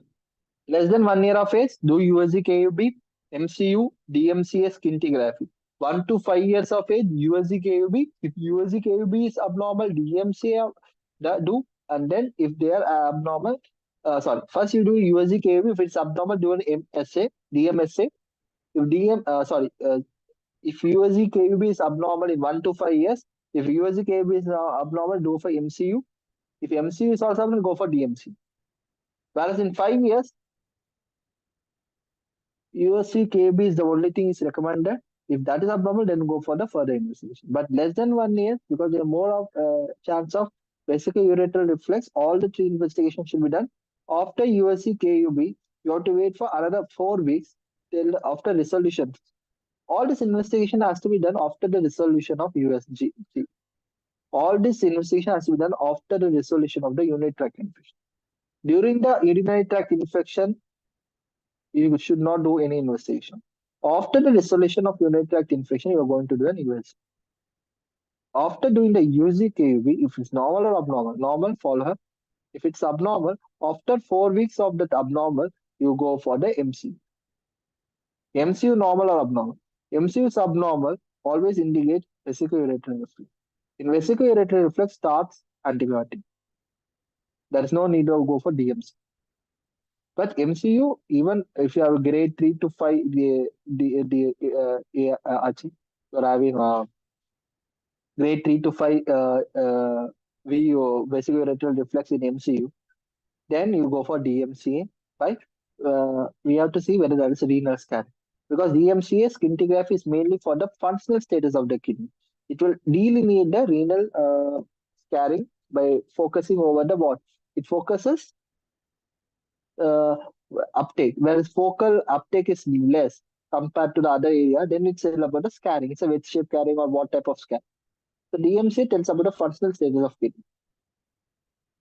Anatomically, you go to USG KB, go gross.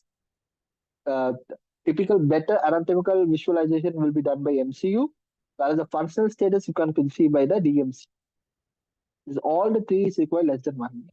1 to 5 years and 5 years, USG KUB, everything is the DMC done and then MCU. USG KUB and MCU can be done. If the MCU is abnormal, then you go for DMC. If more than 5 years, only USG KUB is more than, and if that comes as abnormal, then you go for the other two.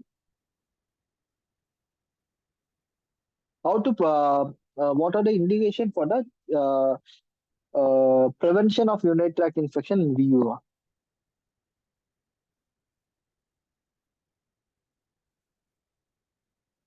See, all infants with UTI till follow-up continue with the CAP. What is continuous antibiotic prophylaxis?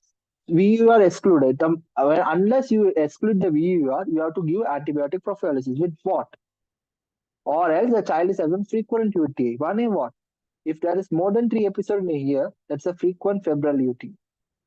Either you go for cefalexin at a dose of 10 mg per kg OD at bedtime, or cefadroxil, that is 5 mg per kg OD.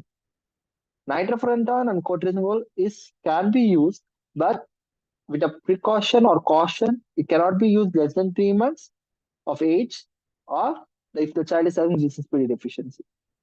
If any one of them is present, don't use cotrimazole or nitrofurantoin. Instead, you go for cefalexin and cefadroxil, both are first generation cephalosporin. The antibiotic prophylaxis should be started in all urinary tract infection till follow-up imaging has been done, till we ruled out vesico-ureteral reflex. And drug of choice is first generation cephalosporin, that is cefadroxil, and cefalexin at the dose that is given here. Cotrimazole and nitrofurantoin must be used as only for prevention, prophylaxis, not as a treatment. Unless the child is more than 3 years, if the child is not less than 3 years, 3 months, and GCSP deficiency present, this both the drug are contraindicated. Any prophylaxis, other therapy, You ask for hydrate the child well, very important, because if the hydration is good, the child will pass a frequent urine output, and because of passing of frequent urine, it will prevent the stagnation of the bacteria in the bladder. So when there is no stagnation of the bacteria in the bladder, so there will be no urinary tract infection. So hydrate the child. The alkalization of the urine is important or not? No. There is no need of routine alkalization in childhood UTI as per the recent guideline. Third thing is cranberry juices. The people out there, you use this cranberry juices, the child's this urinary tract infection will be less. Yes, but the dose is very much. They have to eat a lot. They have to drink a lot to prevention.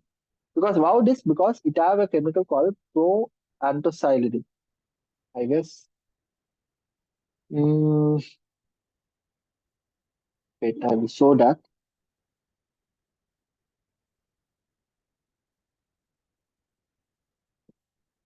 So that's a chemical that prevent the attachment of the villi.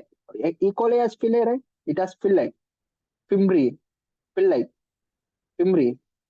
Prevent the attachment of fimbriae to the uroepithelium. So that is a by which I guess it's a proanthocyanidin. I guess. So that is a chemical that's present in the cranberry juice that prevent the attachment of your E. coli villi, villi, not villus.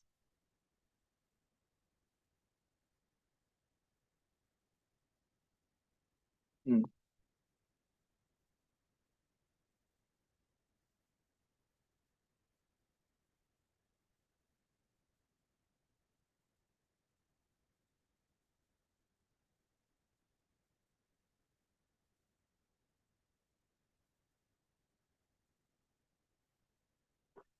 Okay.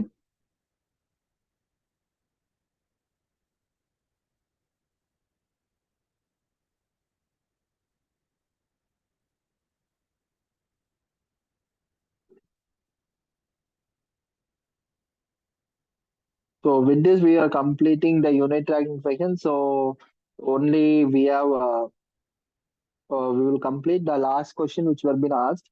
Will be your VUR. With that, we will complete. Then, since it takes time long, 1.5 hours, so I will be completing with this VUR. Then immunology will be taking by tomorrow or day after tomorrow. By I will be taking by Sunday, most probably around 12 to 2 p.m. If it that okay. Okay, sir.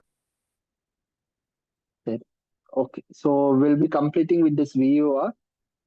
There's another topic which I want to share acute kidney injury, but I guess that would be too much because I have not seen any acute kidney injury question in your paper. But if you are reading it very well in your medicine, then with that itself you can write your theory. But there are few salient features that differentiate from from adult to the children. If you that you take about that only the criteria changes between the adult and children, you take note of that. That is more than enough. With that, your nephrology part is over. After nephrology, you will have the immunology. I will be covering it on Sunday. So this will be a last section. We'll be taking is your vesicoureteral reflex. Okay. So this is a question which have been asked in the exam. Draw and label the grades of UR. Right. So this grade VUR is very important because what is a VUR? The definition of VUR is retrograde flow of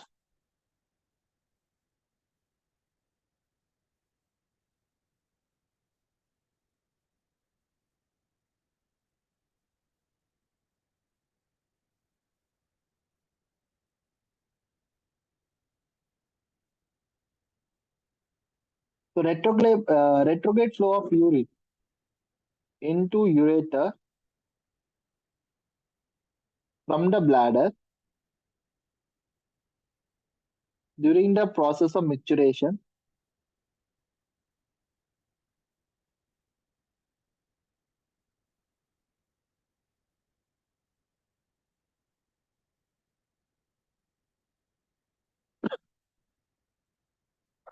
during the process of micturition or at rest,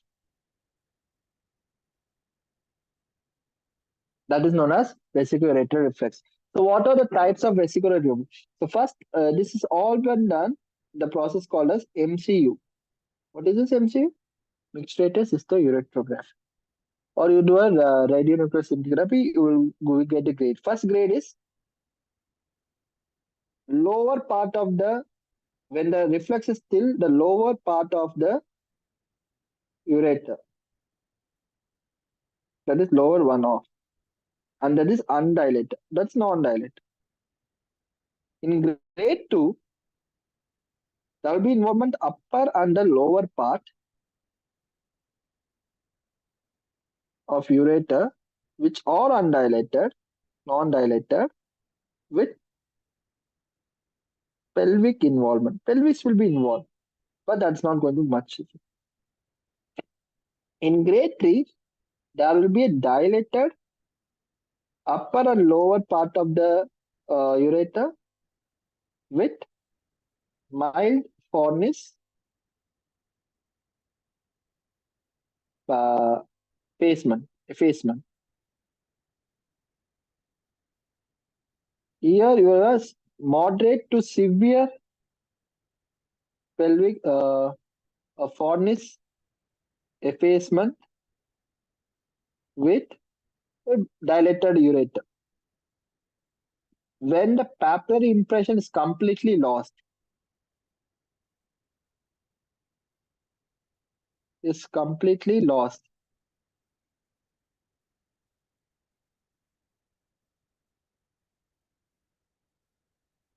then it is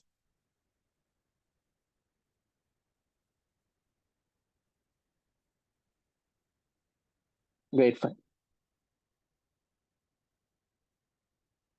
So why this is important? Because the reason is simple. I will just simplify. Because what are the common causes VUR?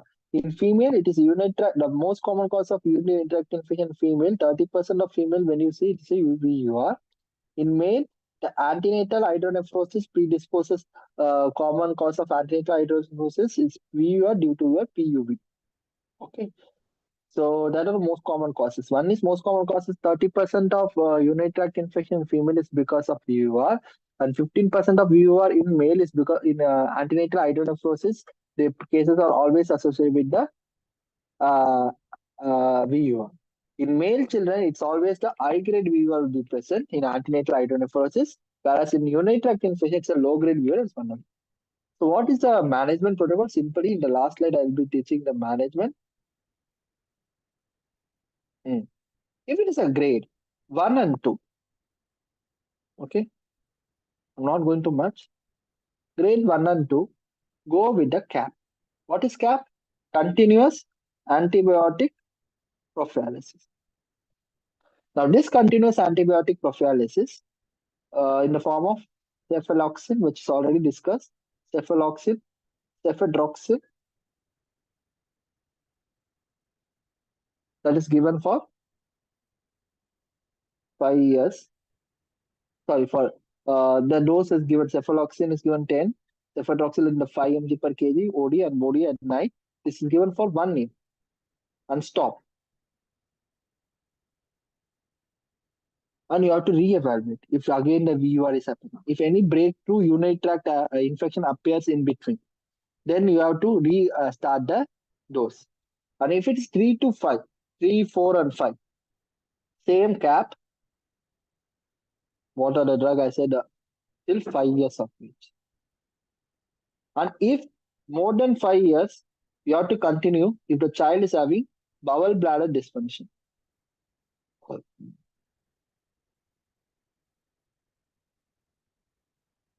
Right? Now, these are medical treatment. When you will consider surgical treatment. Surgical treatment is considered when there is a breakthrough surgical treatment indication. When there's a breakthrough UTI, even on CAP.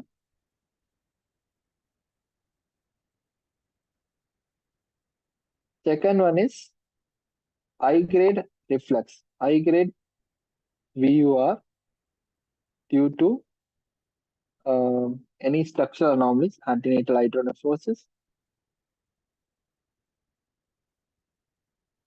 You have to treat, go. What is the surgery? We will ureteric reimplantation. You have to go into ureteric reimplantation. And second thing, in this area, we just inject a destron, which is a deflex, which is your destronamide aluminic acid, so that this will increase the length of the submucosal tunnel of the ureter and it will prevent the reflux by using intramural.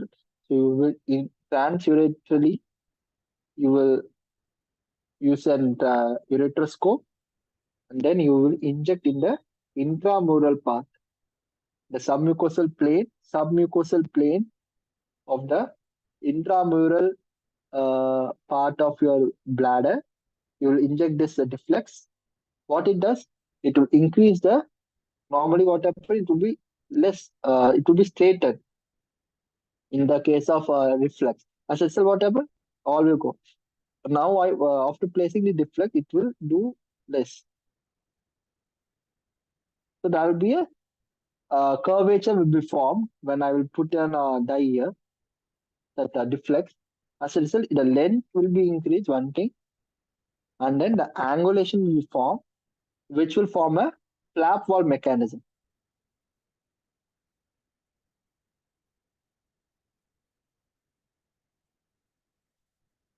When this happens, then this reflex will be not happening.